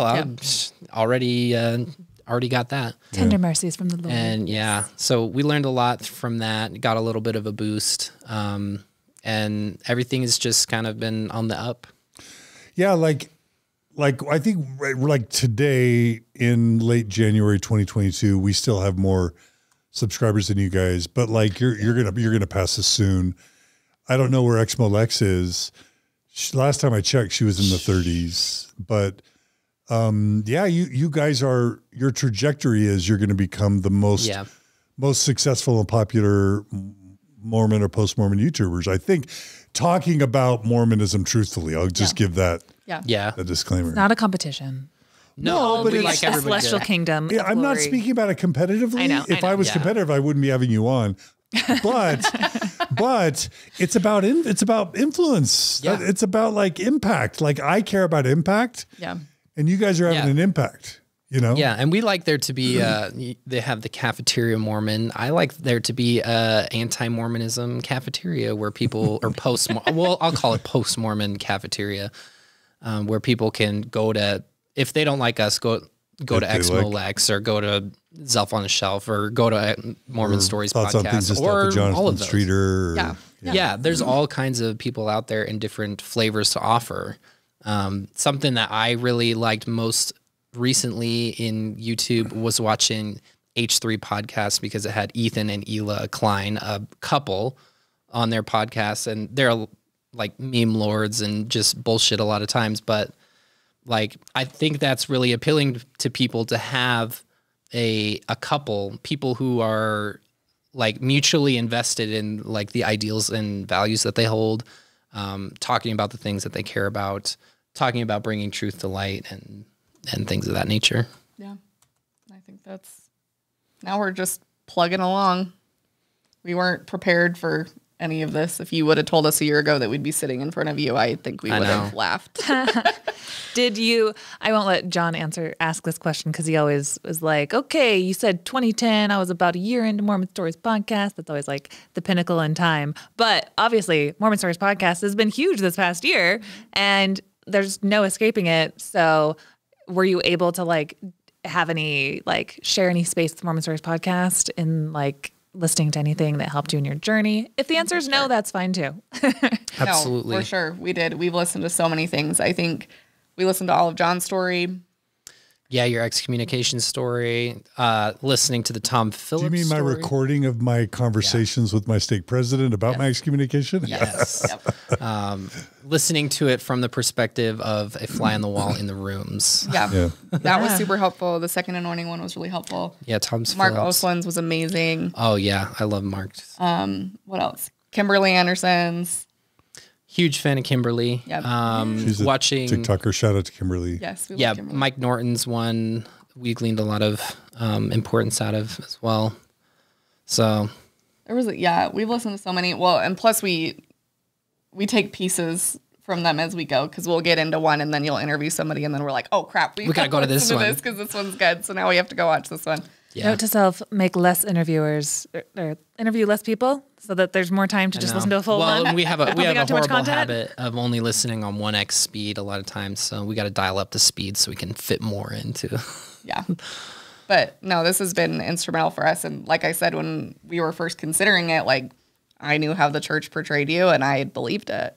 And so I didn't think that there was ever a chance that I was going to listen to anything that you produced because the church had painted you as anti-Mormon. And now It's totally different. I don't see you any different than any of us who have the same mission, but you were just the one who kind of led the charge when this wasn't really a thing. Thanks, John. The first memory I have of learning who you were was that video on Twitter that Kwaku had posted, the Inglorious Bastards clip with your name overlaid. And That's where you first learned about? Yeah, that's when I first, because I had Thank seen you, the Kwaku. billboards. Yeah, so good job, Quake. You kind of led me down. Shout out Midnight Mormons, honestly. It's like the most violent clip, and you're like, "Who's this John DeLynn?" Click, click, click. Yeah, I was like, who the hell is that? Oh, this is the guy that does the billboards. If Okay. he's worth his face getting bashed in a meme, then it must be worth Googling. That's brutal. I'll go on this really. podcast. Even if the church responds, they're promoting us. I know. So I mean, they can't win if they It's don't always the respond. backfire If they effect. don't respond, we dominate all the platforms. If they do respond, they're basically it's free advertising for us. Yeah. They lose. Everything is fair game at that point. It is. No, but it's full circle. It's weird. It's full circle. I did not think we would end up here. Yeah. Or end up in a channel like we're at right now. Honestly, we bought the camera equipment and the recording equipment on a whim, and now I'm like, man, we should have invested in better stuff off the bat because now we already got. We didn't think we would get here. We didn't think. And now YouTube can pay you decently, so you can start to make a little bit of money, right? Yep. So that's what we're planning on using to finance upgrades and things like that. We have a Patreon. People like us so much that they will pay monthly money to us, Just to financially support us, which is like insane. So you have a Patreon. We have a Patreon. Yeah. Some people, there's a little thing called Ko-Fi. I don't know how the hell you say it, but they can buy you a coffee, just like send you $5 through PayPal. And it kind of facilitates that whole interaction or whatever. Things like that have just been a godsend. You guys do super chats on YouTube? Yeah. I actually just barely set those up last week. We started doing premieres because of the limitations of our current camera stuff. We can't do YouTube live streams very effectively yet. So hopefully when we upgrade camera equipment, we'll be able to live stream on YouTube and just diversify the ways that we get messages out. We still have our TikTok, although we don't really post very often on there because YouTube does take up a lot of time, and we're only given the hours of the night when our son is asleep to be able to do that. Done. That's when we get it done. Jordan's in grad school, so really that's the only time that we're left in the day. So doing YouTube and TikTok at the same time just doesn't really allow for a lot of time. It's a lot of work. But it's amazing you guys have gotten so popular, releasing about one video a week. Yeah. Yeah. Right? Someday, at one point, we were trying to do so much at a time to just get our faces out there. Burns you out. And it just really burns us out too, because people are like, oh, you guys are just obsessed with Mormonism. And now we do one video a week. And I'm like, I literally think about the church one time a week when we're getting ready for a video, honestly. A little bit more recently because there's more preparation going in for the temple videos. I have to edit down the video that we're reacting to. But anyway. So you're a stay-at-home dad, right? So I'm a stay-at-home dad. Yeah, I am definitely like the priesthood's worst nightmare when it comes to traditional Mormon gender roles. I cook. I do laundry a lot of times. I take care of our son, and Jordan is off doing her MSW. And I don't cook, so we really are like the Mormon nightmare over here. My favorite thing that I've gotten in recent times, the other day I got a KitchenAid mixer, like probably one of the favorite things I bought probably in the last 5 years. Have you made bread yet? I haven't yet. That's what I like. I use it to make pavlova. What's that? It's a meringue-based dessert that it's really disputed where it comes from, but we got the idea from Bluey, the kids show. Great. From Australia. So it's Australian and it's really good. But anyway. Yeah, so Mormon gender roles did not last very long. No. With us. But well, fun. Well, any other things you guys wanted to make sure and say or talk about before we start to wrap it up? The only thing I will say is people may, and a lot of times I second guess the kind of impact that we are making, but probably 10 times over the amount of people that I baptize on my mission have messaged us and said, hey, this has helped me to finally make the decision to remove my records from the church or to step back or even just to start questioning. So that's what makes it worth it to me, because I feel like I played a part in peddling that whitewashed version of Mormonism to people who otherwise already had established traditions and cultures. And now I'm helping to kind of undo that, or at the very least, sway people away from ever being put in that situation where they're getting that whitewashed version of Mormonism. Yeah. Post-Mormon repentance. Yes. There you go. That's perfect. My restitution. Yeah. Anything else you want to say, Jordan? No, I think that sums it up pretty well. We're grateful to you both for having us on. I still don't feel worthy. No, I want you guys to feel worthy. And I also want you guys to really thank us for being on, because we are about to thank our listeners who they're going to go to your Patreon and your Venmo. What's your Venmo? Jordan and McKay? At Jordan and McKay, you can find us. Yeah. Yeah, at Jordan and McKay. And they're going to throw a couple bucks their way, right? Just to help them upgrade their equipment, because, rising tide lifts all ships, right? So go support these people. Just like when I was sitting in that chair again, like a year ago, and John said, support Nuance Ho. And then I had my Venmos come in and I was like, great, this buys milk for a week, like, and much more. But anyway, it's like a struggling young family. Like, it really makes a difference when people are spending a lot of their time after their son goes to bed just to put out this kind of content that's helping, and this retribution that McKay just talked about. So please support them and make it so it is like financially sustainable, that they can keep doing this content, because obviously they're good at it. So please support them, upgrade their Mormon Stories listeners, come through. And like I will just share out of transparency, these are the kinds of microphones we would like to have, especially because there are a lot of people on our channel who are deaf or hard of hearing, who, in order for me to get good audio for all the other listeners and for YouTube to pick up the captions well enough, I have to speak with my mouth on the microphone, and you can't see my lips. A lot of people have commented on our channel, said, we can't see your lips, and it helps me to be able to see that. So I want to upgrade microphones just so people can read our lips and be more accessible. In luck, so. John, a new program at Mormon Stories is we give our guests anything in the studio that they want to walk away with. Awesome. Is that okay, John? We take care of. He's got how many years behind it? We'll let him have it, you know. We got these like last year. Don't worry, because yours are going to be coming. Mormon Stories listeners are going to support you. Thanks, everybody. Yeah. All right. Kara, anything else you wanted to ask them before we take off? I'm just grateful that you guys came in and were so vulnerable. And all I have to say is I love you guys and I support you. And just thanks for such a great, 8 hours. Yeah. So. And I just want to say, again, lately I've been getting, our most watched episodes of late are when we've interviewed people that have their own audience. And so, if people want Mormon Stories to grow, you should want me to interview influencers as part of who we interview. Yeah. So I hope you guys, even if you don't like it, listeners and viewers, that we sometimes interview influencers, I hope you can care enough about the mission and the cause to see why it's smart that we do this. Yeah. But so there's that. But I also just want to say that I no longer take the view that it's like only the courageous people who become outspoken about leaving the church, because there's just a lot of people who can't. There's a lot of people, it'll wreck their marriage. They'll lose their inheritance. They'll lose their job. Yeah. They're not in a place mental health wise or just relationally where they can afford to.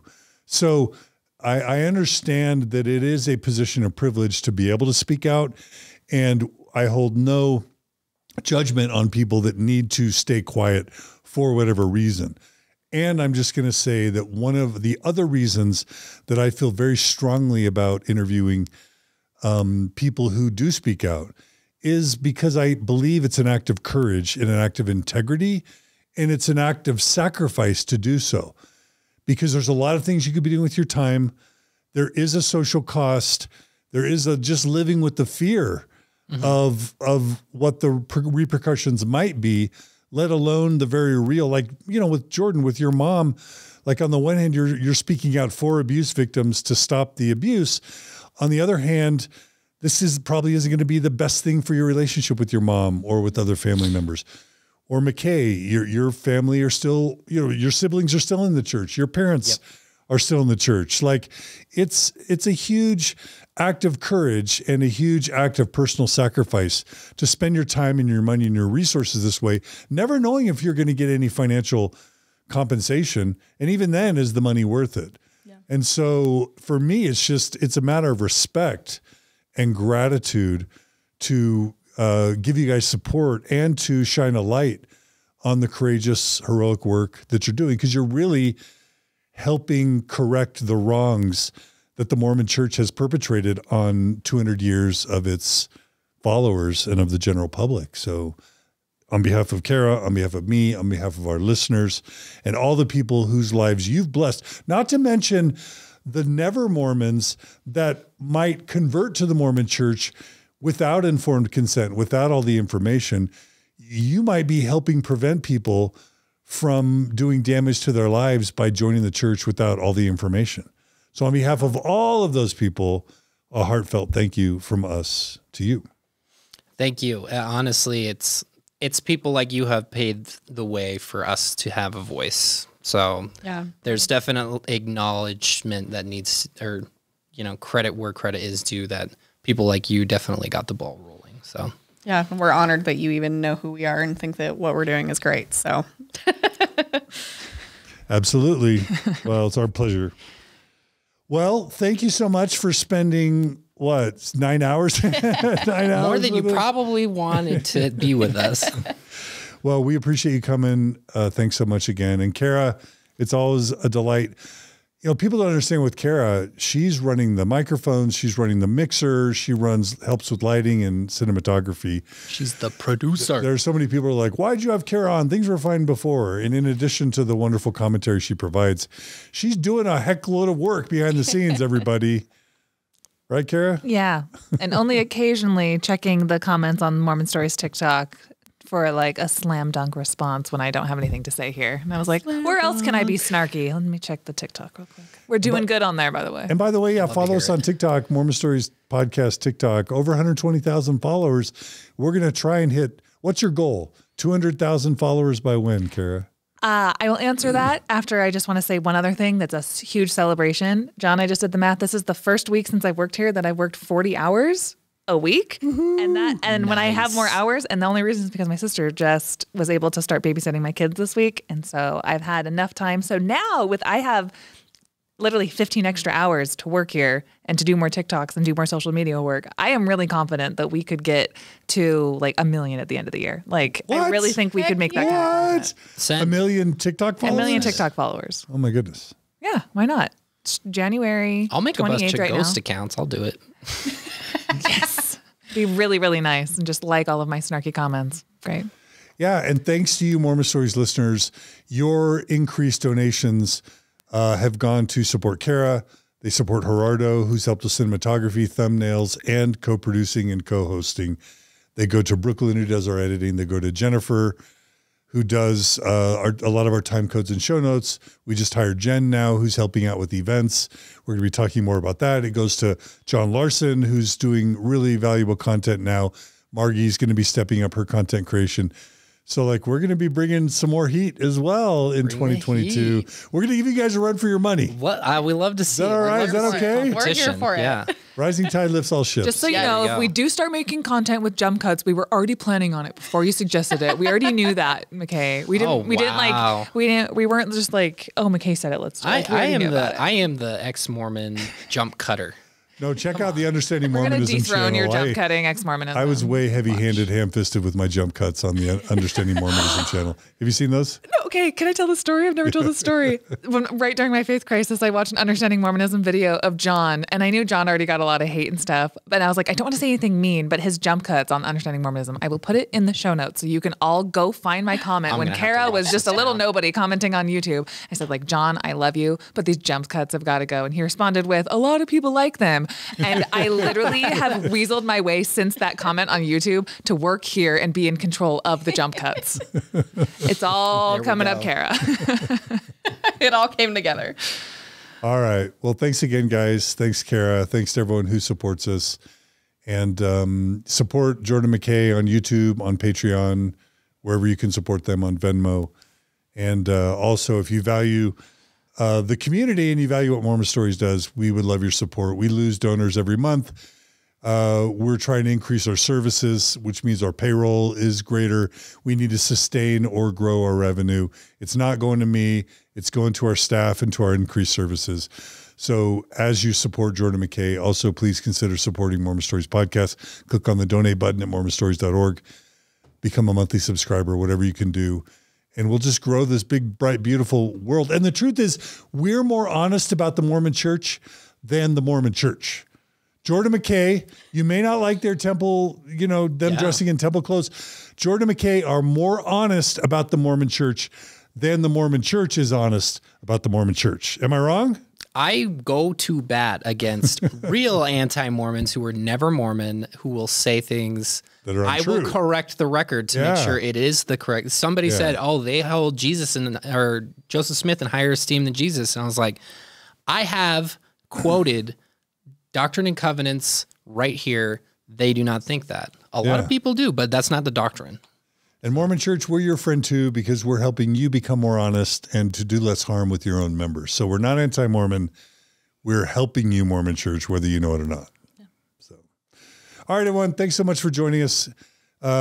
Please follow us in the comments, make comments, subscribe to us on YouTube, on TikTok, on Instagram, on Facebook, subscribe to these guys, share our stuff everywhere.